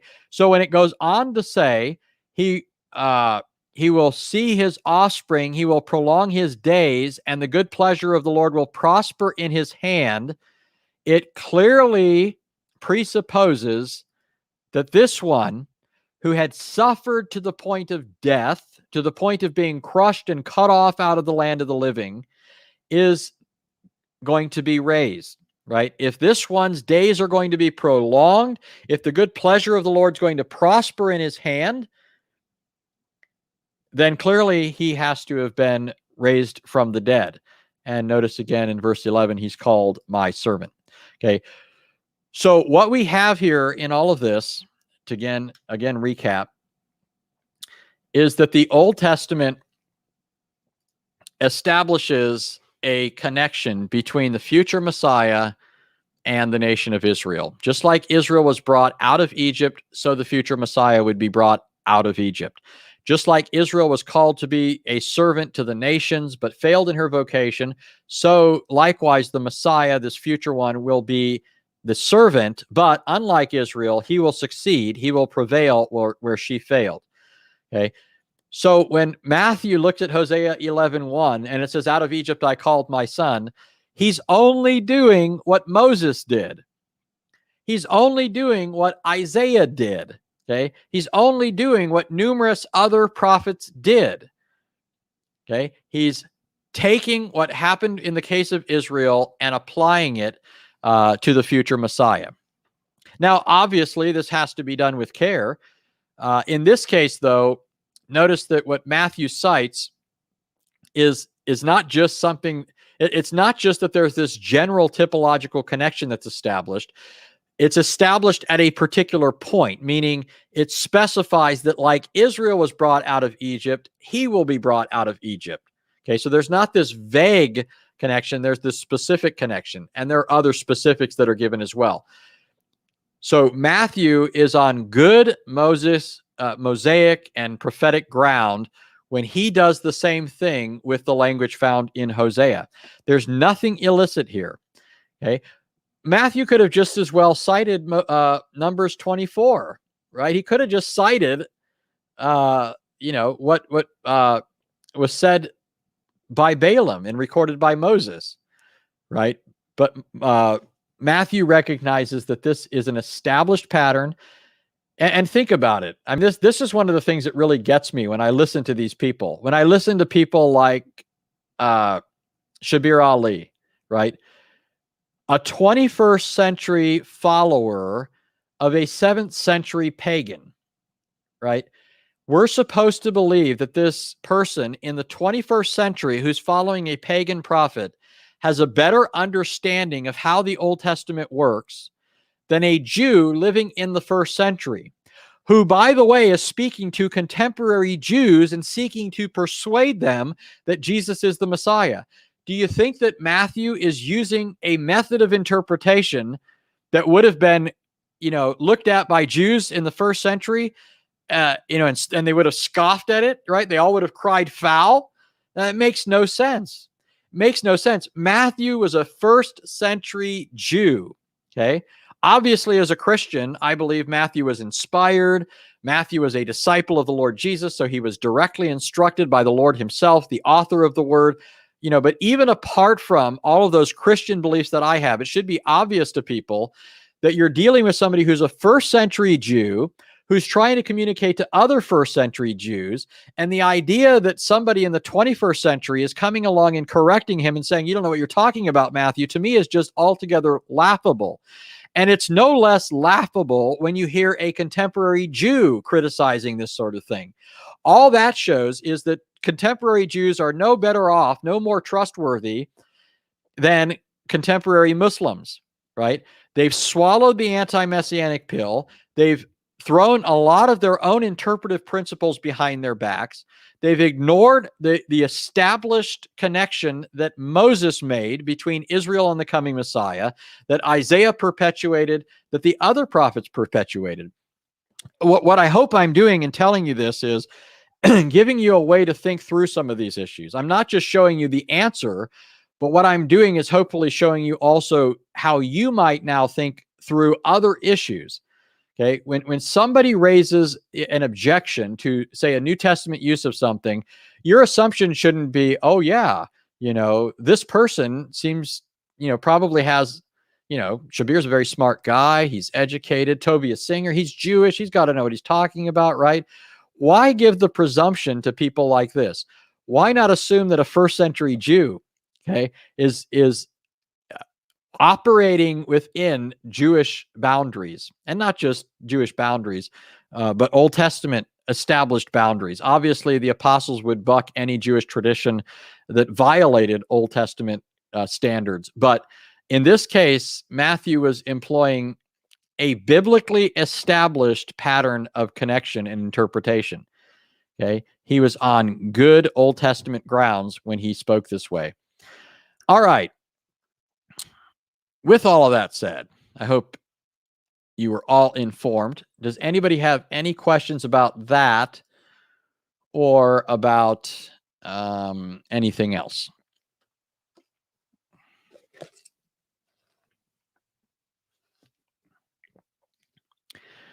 I know there's a delay.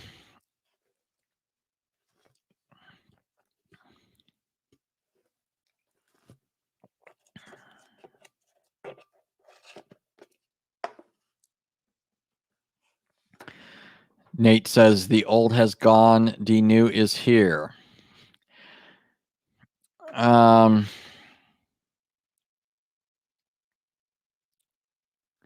wait, where did we go? We lost Mr. Rambo 7.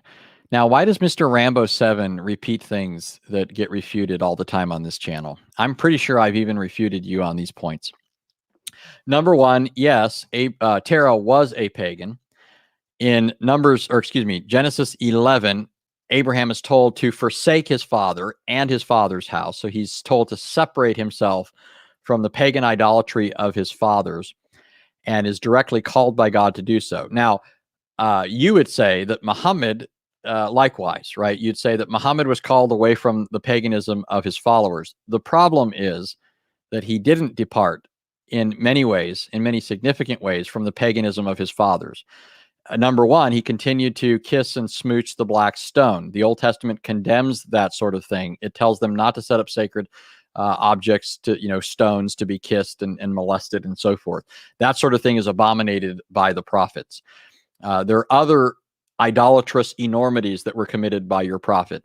One example is the Old Testament says that a person is only to swear in the name of the true God, not in the name of idols or of any created thing or person. That's why God when he wanted to assure Abraham of the certainty of his promise. He confirmed it with an oath, but swore by himself because there was none greater by whom he could swear. Okay. So God in the Bible, because he's the only God, because there's none greater than him, swears by himself. The lesser always swears by the greater. That's an established principle in Judaism in the Old Testament. It's followed all the way through. Numerous times God swears by himself through the prophets.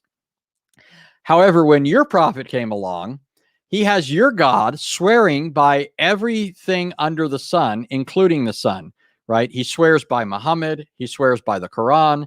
He swears by a mountain, Mount Sinai. He swears by the fig. He swears by the olive. He swears by the day. He swears by the night.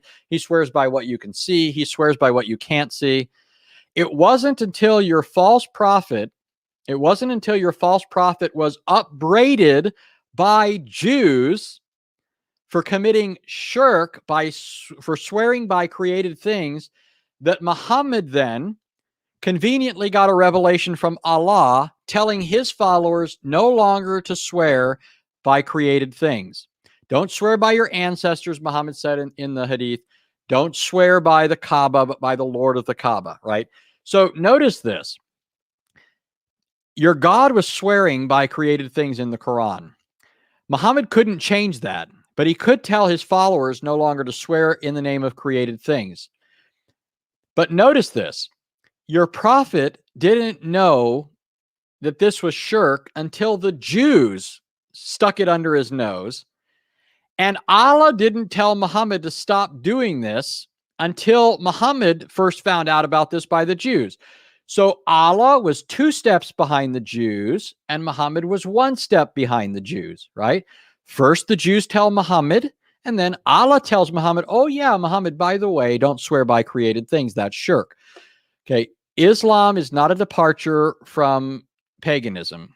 It's simply an attempt to baptize paganism and make it appear as if it is an authentically Abrahamic religion. It's not. It's aping Judaism and Christianity, and it doesn't do a very good job at that. Now, there are several other things that could be said. When you say Islam is closer to Judaism than Christianity, number one, what you're talking about here is uninteresting. Okay, you may not realize what you're saying, but this is what you have to be saying.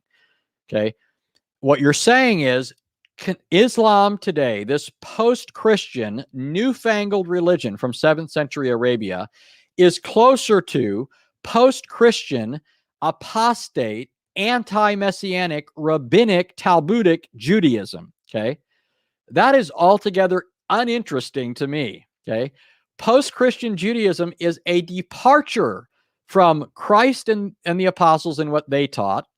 It's a departure from what first century Jews, Second Temple Jews believed and taught. It's a departure from Old Testament religion.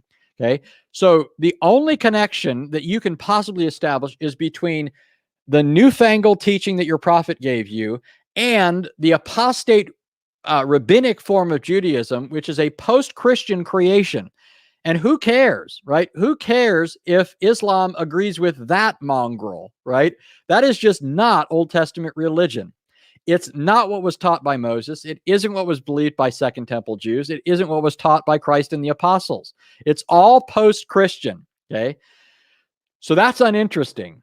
When you go on and say the Trinity is polytheism, well, let me count the ways that you've got a problem, okay?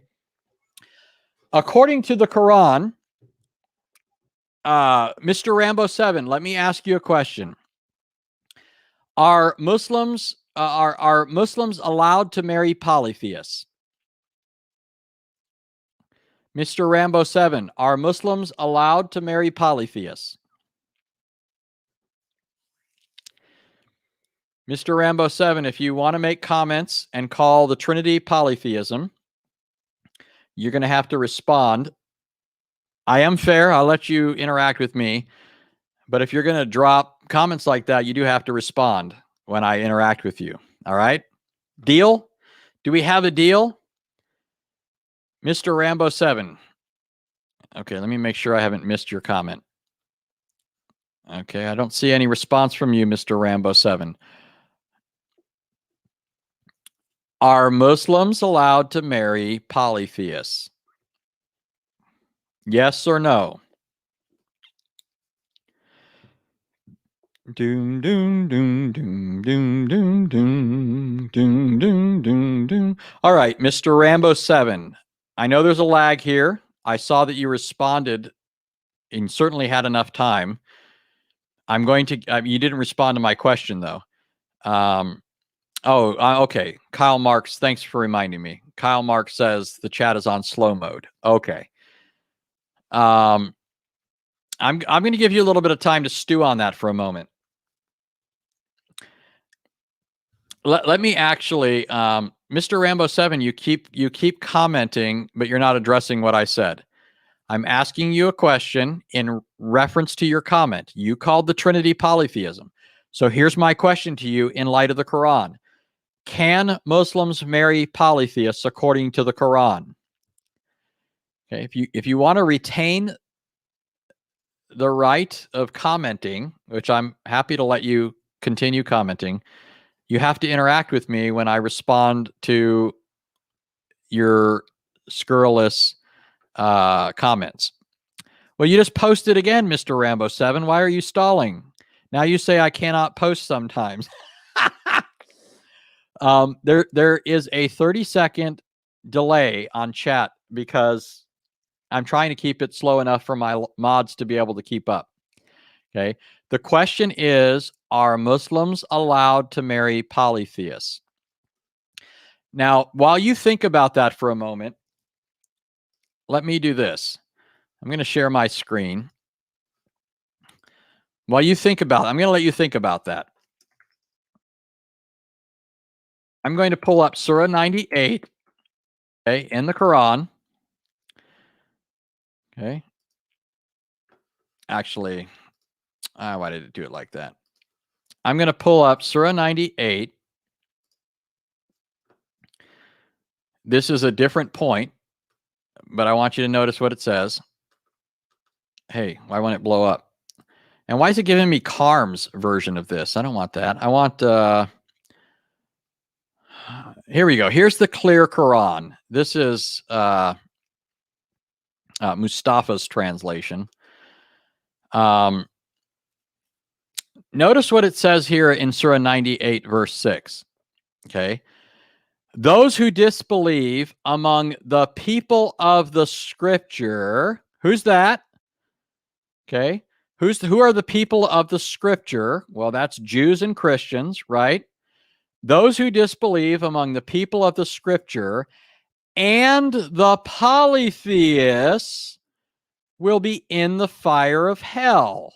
Now, the Quran does say that both the people of the scripture and the polytheists will go to hell. But notice the people of the book, the people of the scripture, are a different category of people from who? They're a different category of people from the polytheists. The Quran says that Christians are not polytheists. I think we might have a contradiction on our hands. All right. Did Mr. Rambo 7 answer? Let's look here. Okay. I'm okay. I don't want to block you, Mr. Rambo 7. I don't see you. Oh, wait. It says no. I assume that means no is the answer. Muslims cannot marry polytheists. Is that correct? You say no, it the answer. Okay. So are you saying no, Muslims can't marry polytheists? Is that correct?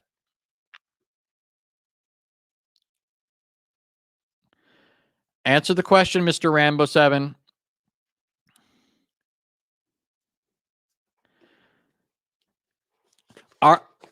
Are you saying that the Christians at the time of Muhammad didn't believe in the Trinity? Are you seriously going to tell me that the Christians at the time of Muhammad didn't believe in the Trinity?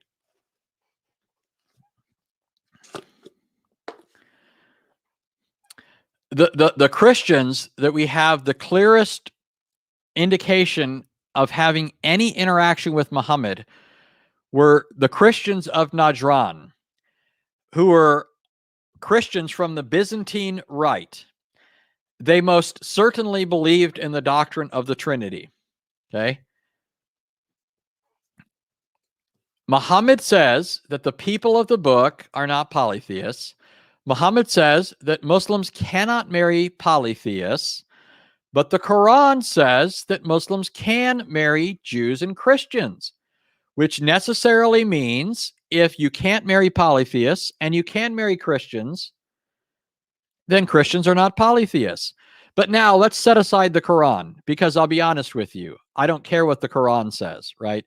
In fact, when you tell me that Christians are polytheists, and that is ultimately driven by the fact that you believe the Quran, then that gives me further reason not to believe the Quran. Okay, you're not scoring points here.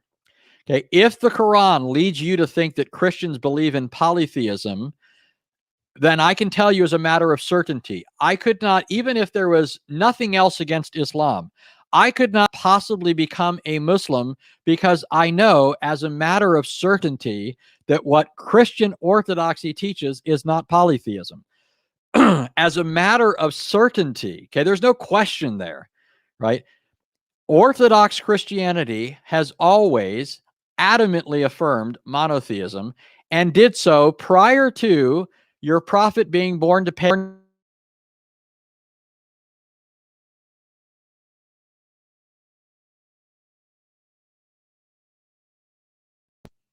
Oops, I unplugged I got animated and I unplugged my phone, or my microphone. um, Christianity has always affirmed monotheism. When Christians affirm that within the Godhead there are three persons, we do not teach that those persons are separately existing beings, but they are three persons who subsist within the one undivided essence of deity. The essence of God belongs equally and wholly, right, without division, to the Father, to the Son, and to the Spirit. So, in other words, we believe in what's called the doctrine of divine simplicity. The essence of God shared by the persons is one and indivisible. So the persons are absolutely one as to their essence.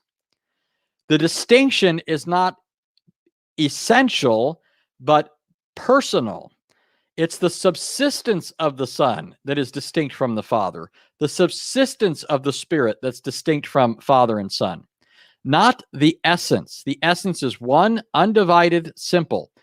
Now, by contrast to that absolute monotheism affirmed by Christianity, Islam teaches that Allah has a plurality of attributes that are distinguishable from each other and distinguishable from Allah's essence.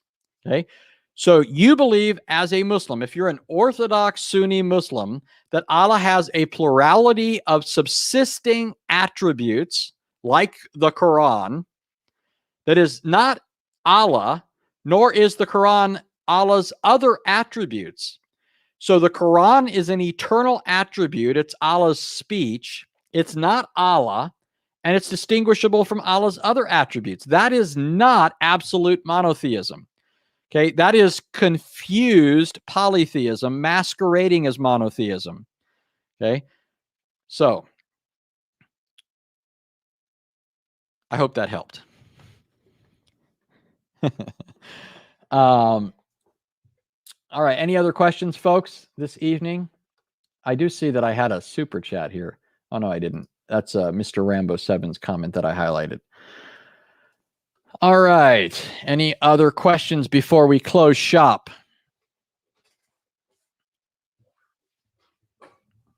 Yeah, Kyle Marks here says there can be no opposite relations in God except for those of origin. He's referring to the personal distinguishing properties of Father, Son, and Spirit. The Father's begotten, the Father is not begotten, but begat the Son. The Son is begotten of the Father, and the Spirit proceeds or is breathed out by God. Those are the relations, right? Relations of origin that subsist or obtain between the members of the Trinity. They're not distinguishable according to their essence, but according to their personal properties. Kurt Niebling says, reading Obadiah recently and was confused when it was discussed that none of the events prophesied about the coming judgment on Edom, Esau, and the nations that will inherit their lands didn't occur. How are we to read this? Wait a minute. Let me see. When it was discussed that none of the events prophesied about the coming judgment on Edom, Esau, and the nations that will inherit their lands didn't occur. I'm not sure what you mean. I'm assuming you're talking about somebody else raising the objection that these things didn't happen. Let me see. I'm just waiting to see if you have any further comment. Thank you so much, by the way, Kurt, for the super chat.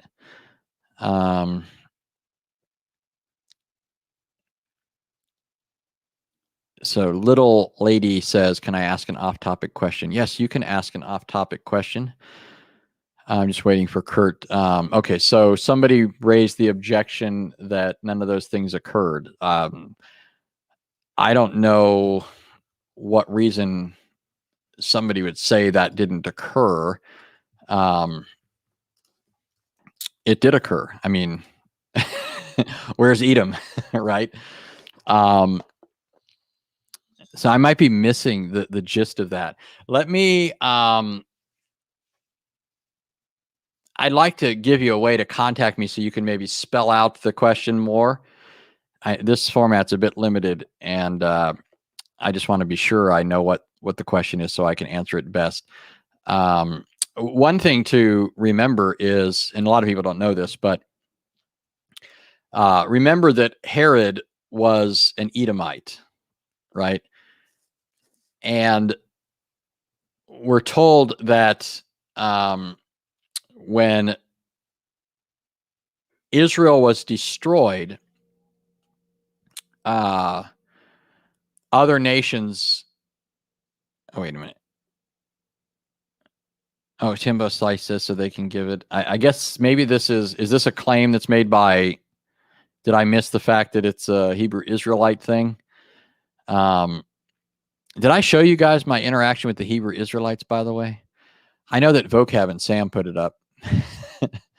Some of you might have seen it. Okay, so Eric says, I submitted a super chat, but don't see it showing. Is this common? Maybe you submitted it a while back and it disappeared. I don't know, but I'm happy to answer a question for you, Eric. If you repeat it in the chat. And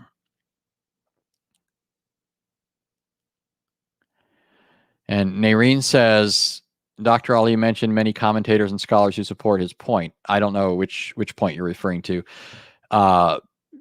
It's certainly the case. I mean, one of the things, and I try to teach people this so that they can think critically when they hear this sort of thing.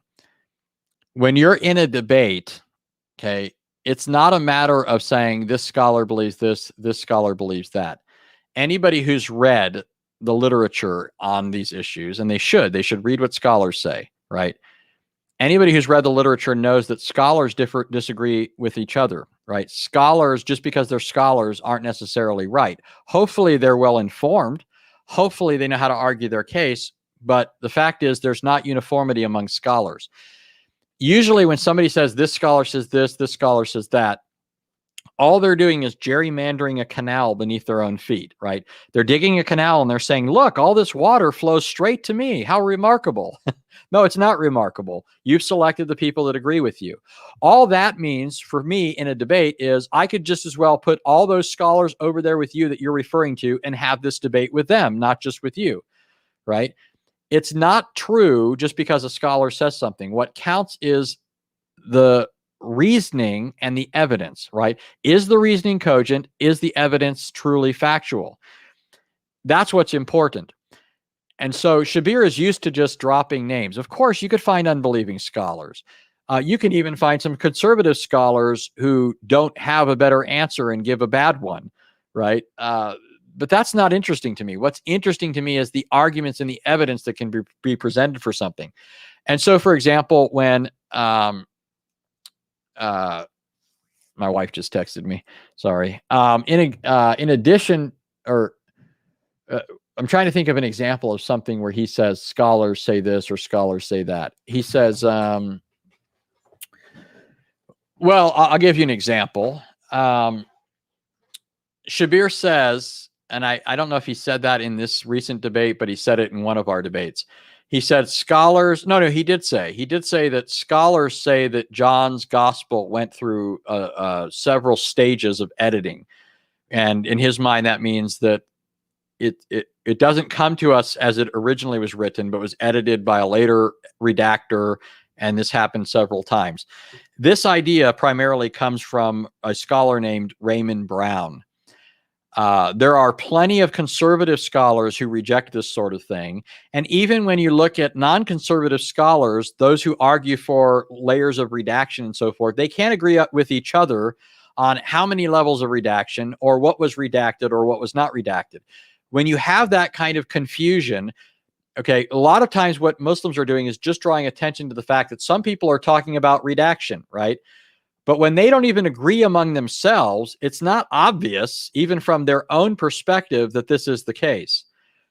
But the real thing that counts is what are the arguments that can be given in defense of this idea. And I don't believe the arguments for it are good. He didn't really present any arguments. He just said scholars say this. And in that case, it's sufficient for me to say other scholars say the opposite, right? If you're going to debate, you have to give evidence and arguments. And he didn't do that when it came to that particular issue, so far as I recall. The unity of John's gospel, there's no reason to posit that it's the product of 4 or 5 hands. One of the reasons that people will say that it's the product of more than one hand is, for example, some people will say that they don't like the prologue, right? So the prologue of John's gospel, which anybody who's read John knows that the prologue is indispensable to a right reading of John's gospel. But a lot of liberal scholars find that restrictive. If the prologue is intact, then that restricts ways that they can interpret the book. And that's the very function of a prologue. You can't just play fast and loose with the narrative if the prologue has already set the trajectory for how it's to be read and understood. So what some scholars will say is the prologue is not part of the book because the prologue refers to Jesus as the Word, but the Word is not used as a title for Jesus later in the book. Okay. Now that was an old claim. That's no longer argued by scholars, which shows you, by the way, how fickle scholarship can be. Sometimes what passes as good argumentation for something is rejected by the next generation of scholars, even liberal scholars. Well, in this case, it's rejected for a number of reasons. The reasons I would reject it is because when John introduces Jesus in the prologue as the Word, this title for Jesus is derived from the Jewish Targums.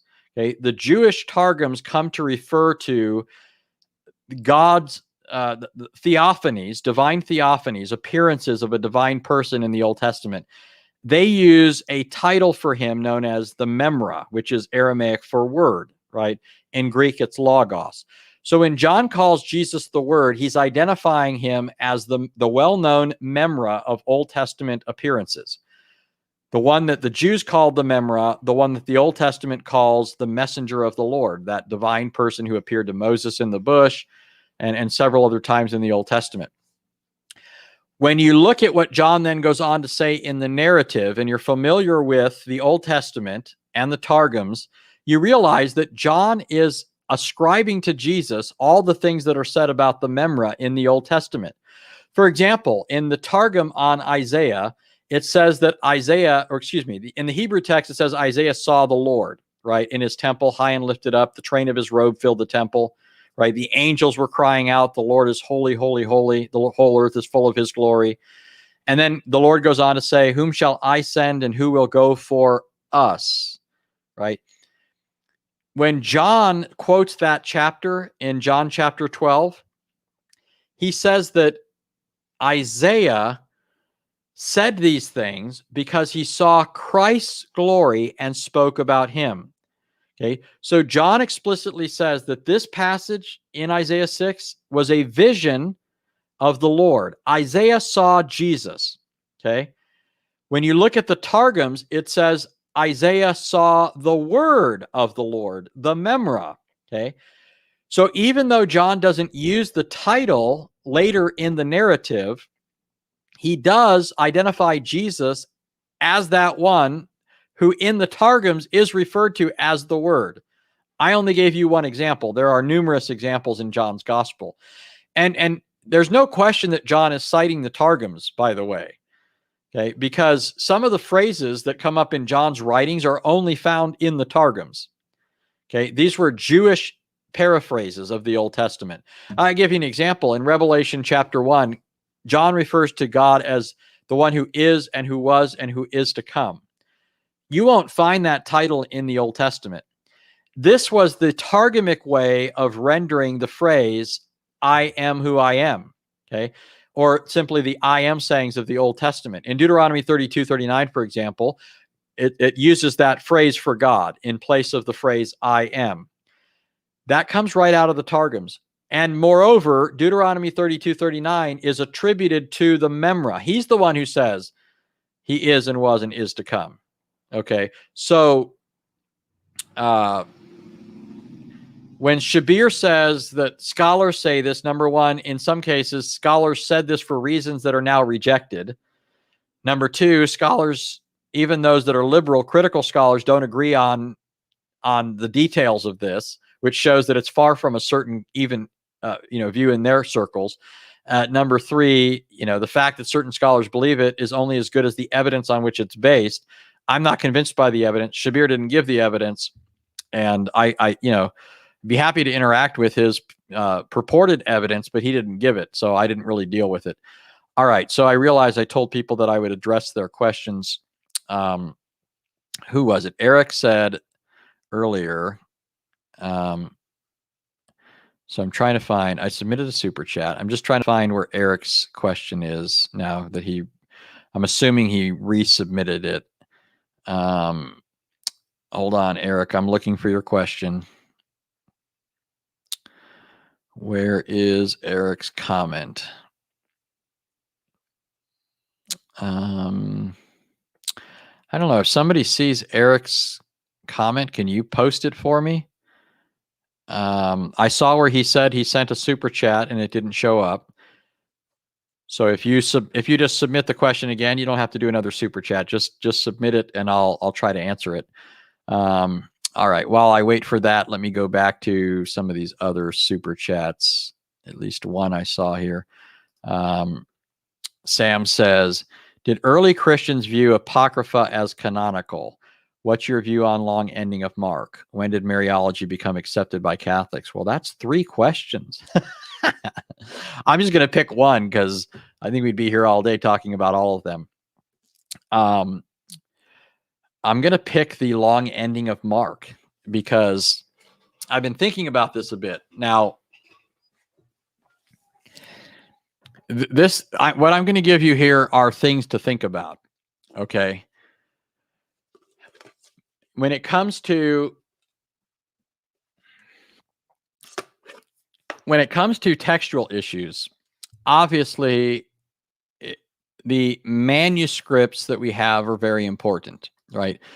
That's what scholars refer to as external evidence. Okay. So if we want to know if something was original to what an author wrote, there's what's called external evidence, and that's primarily the manuscript evidence that we have and then patristic citations.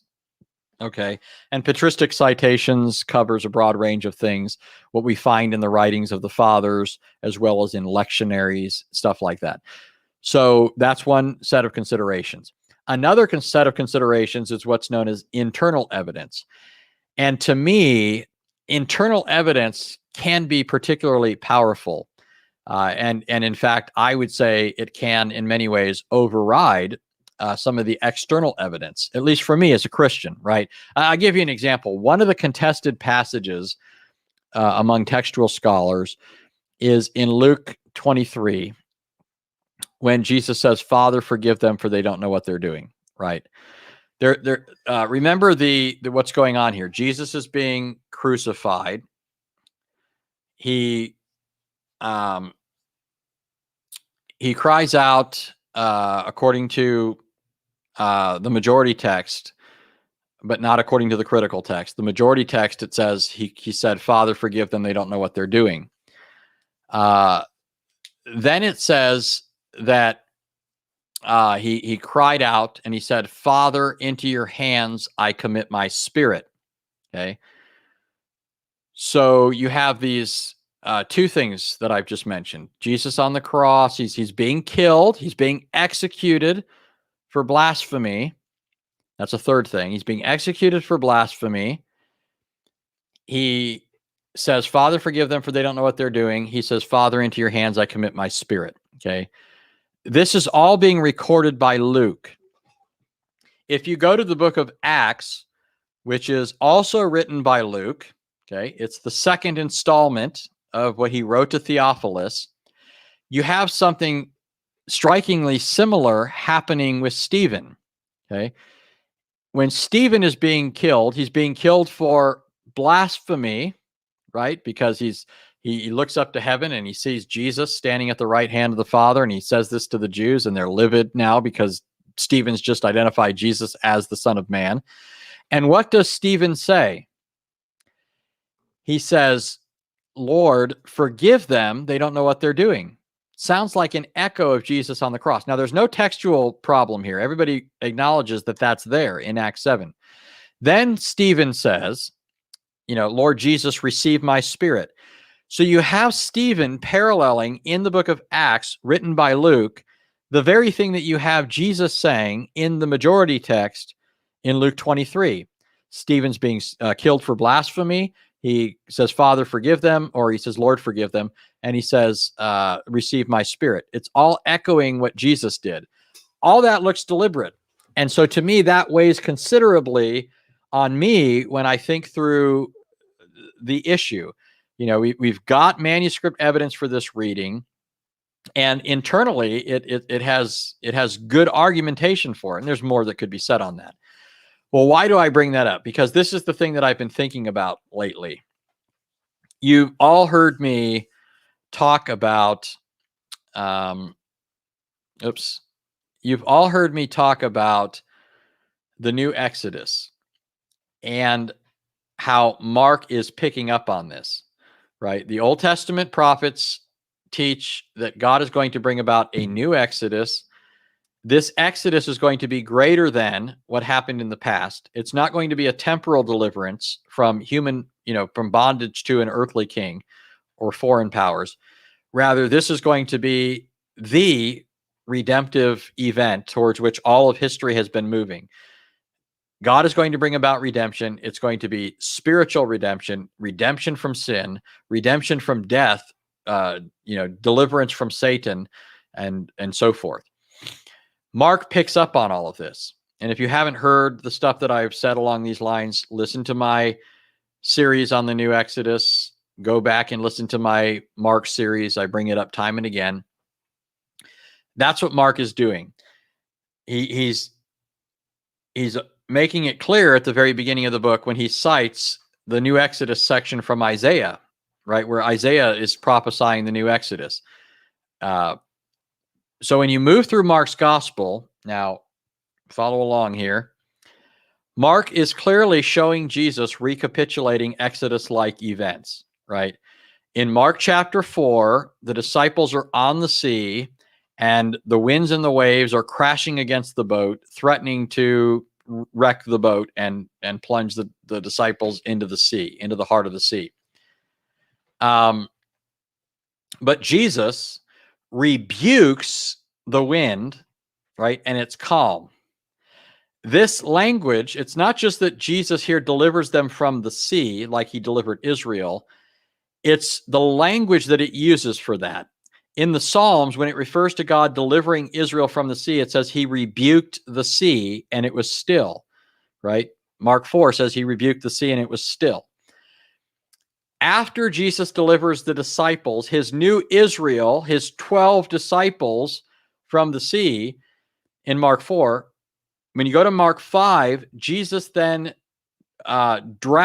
destroys a legion of demons by causing them to be drowned in the sea, right? He casts them into a herd of pigs who rush down the mountainside and are plunged into the depths of the sea. Just like God destroyed Pharaoh and his legions in the sea after delivering Israel from the sea. Okay. So now we have not just one event, Exodus-like event, and Old Testament language being applied to Jesus in a book where Mark has already set it up as Jesus fulfilling the new Exodus. Now we have a second event on top of it. Jesus destroying a legion of demons, just like God destroyed Pharaoh's legions.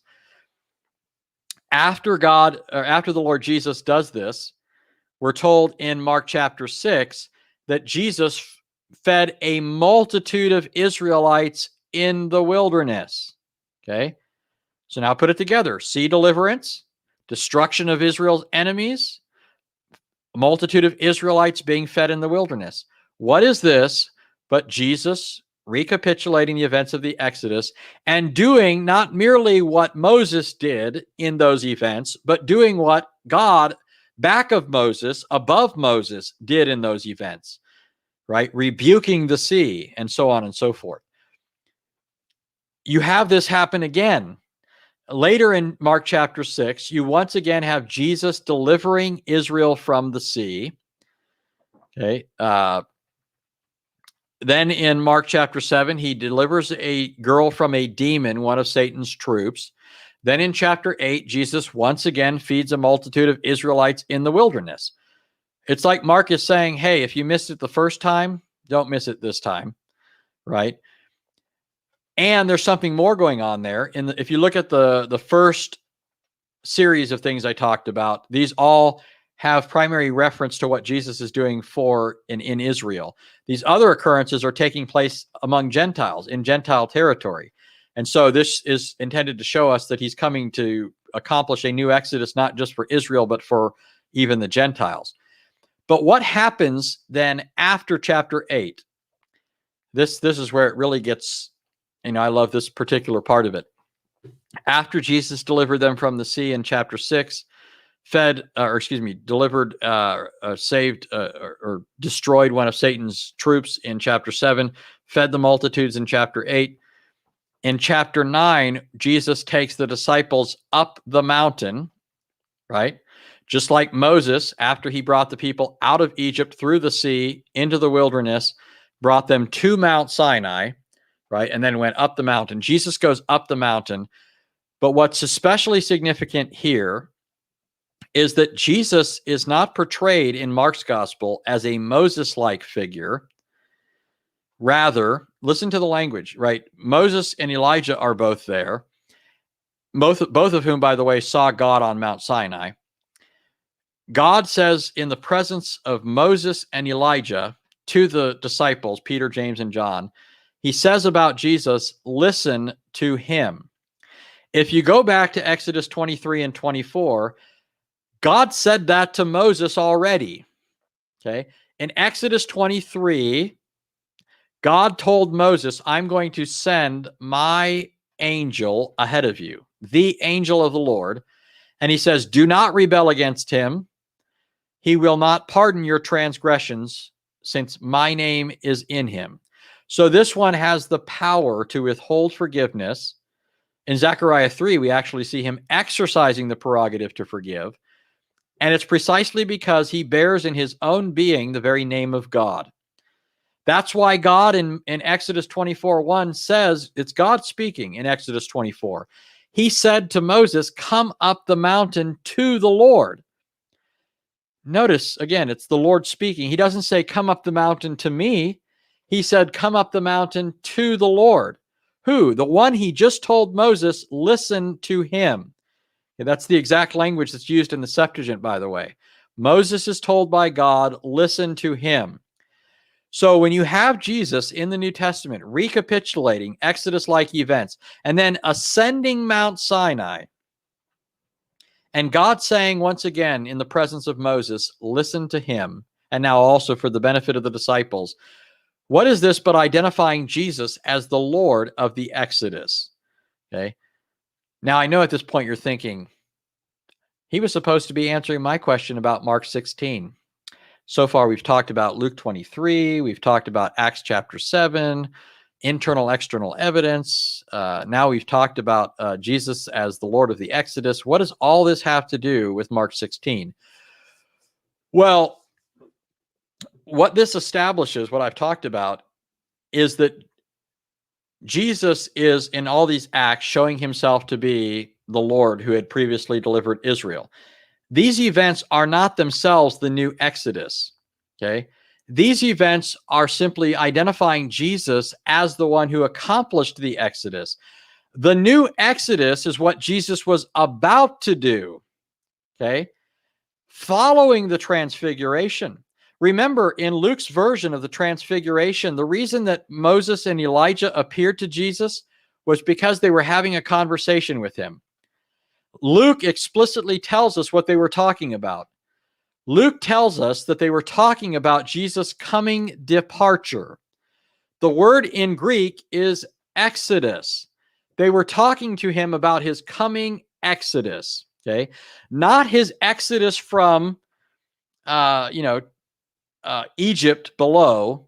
Not talking about his exodus from geographical Egypt, but his exodus from what Egypt itself stood for.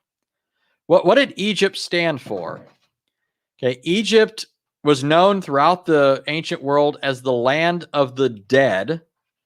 Numerous passages in the Old Testament use Egypt as kind of a figure for Sheol, the land of the dead, the grave, right, and the underworld. Egypt is the nation in the Old Testament that celebrated death, and it was known as the land of the dead.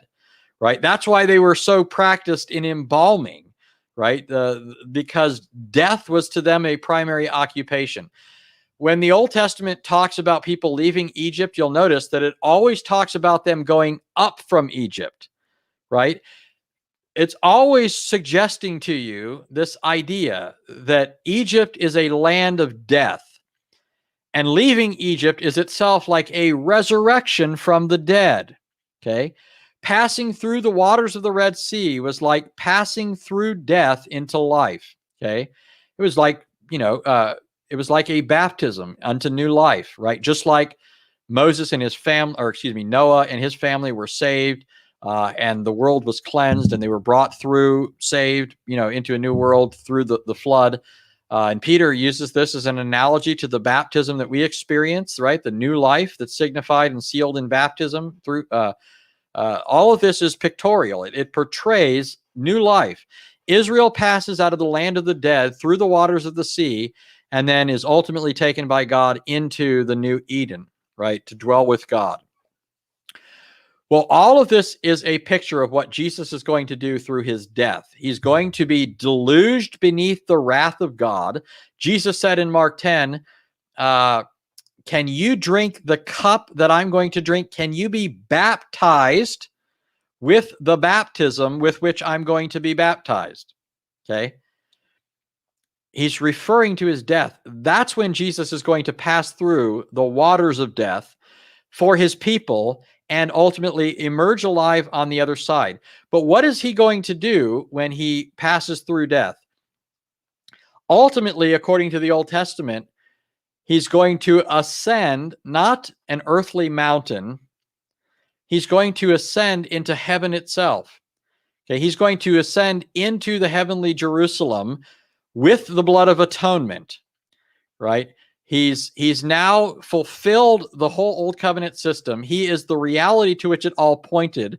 That's why the temple veil is torn when Jesus dies, because he's fulfilled that. Now he's passing into the true temple, the heavenly temple, Mount Zion in heaven, right? So, okay, now you're still asking, what is all this about? What is this guy talking about? Here's what stands out to me that I think people should consider. if you look at Mark's gospel, it goes from the cross to his burial to his resurrection. And if you have the longer ending, it goes on to talk about Jesus ascending up into heaven. It completes the new Exodus picture. Okay. To me, that's significant. And so when you then go to the external evidence and begin to look at it, I'm not trying to say this is an open and shut case. I'm just trying to give you further food for thought. I don't dismiss this sort of thing. I think people should seriously consider it.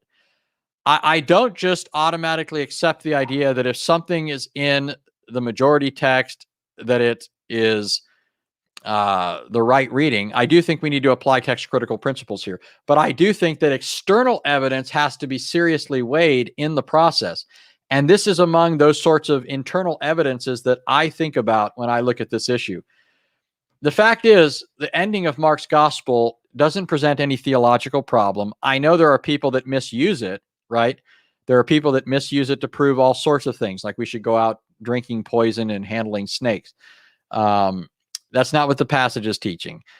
So I don't really think it can be faulted on theological grounds. The other thing, well,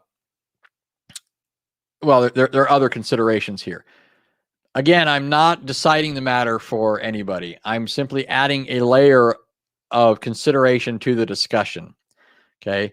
There are better people when it comes to text critical issues. My specialty is when it comes to theology, exegesis, biblical theology. I'm not a text critical scholar. Okay. So I'm just adding to this discussion what I think I can bring to it. And so I hope that's helpful. So I know I told, okay, I keep telling people to, Sam says, if Egypt is land of death, does that mean I've brought my son from Egypt can be attributed to his death? Yeah, I mean, it would have that further application, right? Now, I think there's more to this, what's going on in Matthew 2 than I actually discussed. I think Israel itself is being portrayed as a new Egypt. I mean, think about it. Herod is a pagan ruler over the people of God, just like Pharaoh was ruling over Israel. You have a reversal of roles now where instead of the Magi, the magicians, being on the side of Pharaoh, now the Magi, these Gentile Magi's, are on the side of Jesus. So it's Herod and the rabbis who are opposed to him, and they're being put in the, they're basically being cast in the role of Pharaoh and his court magicians, whereas the Magi are now on the side of Jesus. The roles have been reversed. I think that Matthew is presenting Israel as a kind of new Egypt, something that the Apostle John explicitly says in Revelation chapter 11, right? He explicitly calls Israel Egypt as well as Sodom and Gomorrah, right? So I think there's a lot going on there. Let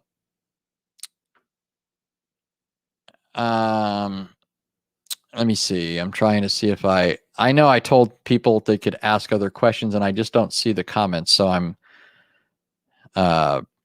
I do know I need to quit here pretty soon. I got my dogs going crazy up there. I'm the only one home because for one reason or another, everybody in the family is not here for the next several days. And, you know, my daughter is off visiting my mom, my older daughter that lives here. My son is at a friend's house. My daughter and wife are actually at the hospital, as I mentioned before. So I'm the only one here, and the dogs I can hear going crazy. They need to go to the bathroom. But I know that I told little lady that I'd answer her question if she asked it. I told Eric I'd answer his question, but I don't see those questions. Okay, let's see. Was hoping to find out. Okay, let's see. I do see a little lady talking to somebody else about it, but I don't know what the question was. Okay, so it looks like a bunch of people replied to little lady, and I'm going to exercise my improve my genius here and assume that little lady is a lady. But anyways, I don't see your question, little lady. I am sorry. So where is Eric's question? So Acts 2 Pentecostal says, Shabir made a claim that the synoptic contradicts John on when Jesus was crucified. I've even heard Tobias say this. The synoptics have him crucified on Nisan 14, but John on Nisan 15. No, I think that's a misreading. See, one of the things that was bothering me in that particular debate is, I recognize this. I like to think other people do too. There are some issues where it's easier to raise an objection, suggest that there's a problem, and it takes longer to answer it, right, than it takes to raise it. So how long have I gone on for, like, an hour and a half at least, talking about Hosea 11:1 and Matthew's use of it in Matthew 2, right? Some things can be dealt with quickly, some things can't. So in the debate, I'm thinking, okay, I'm going to have to let this go. I'm going to have to let that go, because there's just no way I can say everything that needs to be said for people to get what's going on here. But I think all of that results from a misreading of John, and I'll do something more. I'm probably going to discuss that issue on Al-Fadi's show. And by the way, I mean, this sort of thing is dealt with. It's not like there's not treatments of this. Most recently, Lydia McGrew wrote a book called The Eye of the Beholder. It's almost 500 pages. Let me just make sure. Yeah, it's like, without the scripture index and all that, it's 478 pages on John's gospel as historically reliable. And one of the things she discusses in there is John's reference to when Jesus was killed. So, I mean, this sort of thing is dealt with, but it's easy for somebody in a debate context to say, oh, there's a problem here. And then, it would take me at least 5 minutes on that one issue to try and deal with it. And where does that leave me? If somebody brings up 10 arguments, that means I need 50 minutes to deal with all those, unless I just deal with the ones that can be dealt with quickly and hope that that gives people sufficient examples of how this sort of thing can be dealt with for them to figure out some of the other things on their own. But anyways, that's the nature of debate. Both of us have those limitations in the context. So I will probably be doing something on Al-Fadi's channel on that, because we are going over the debates, and I plan to deal with some of those things. All right, people. Can one of my mods tell me if did Eric ask a question that I didn't see and I'm just missing it?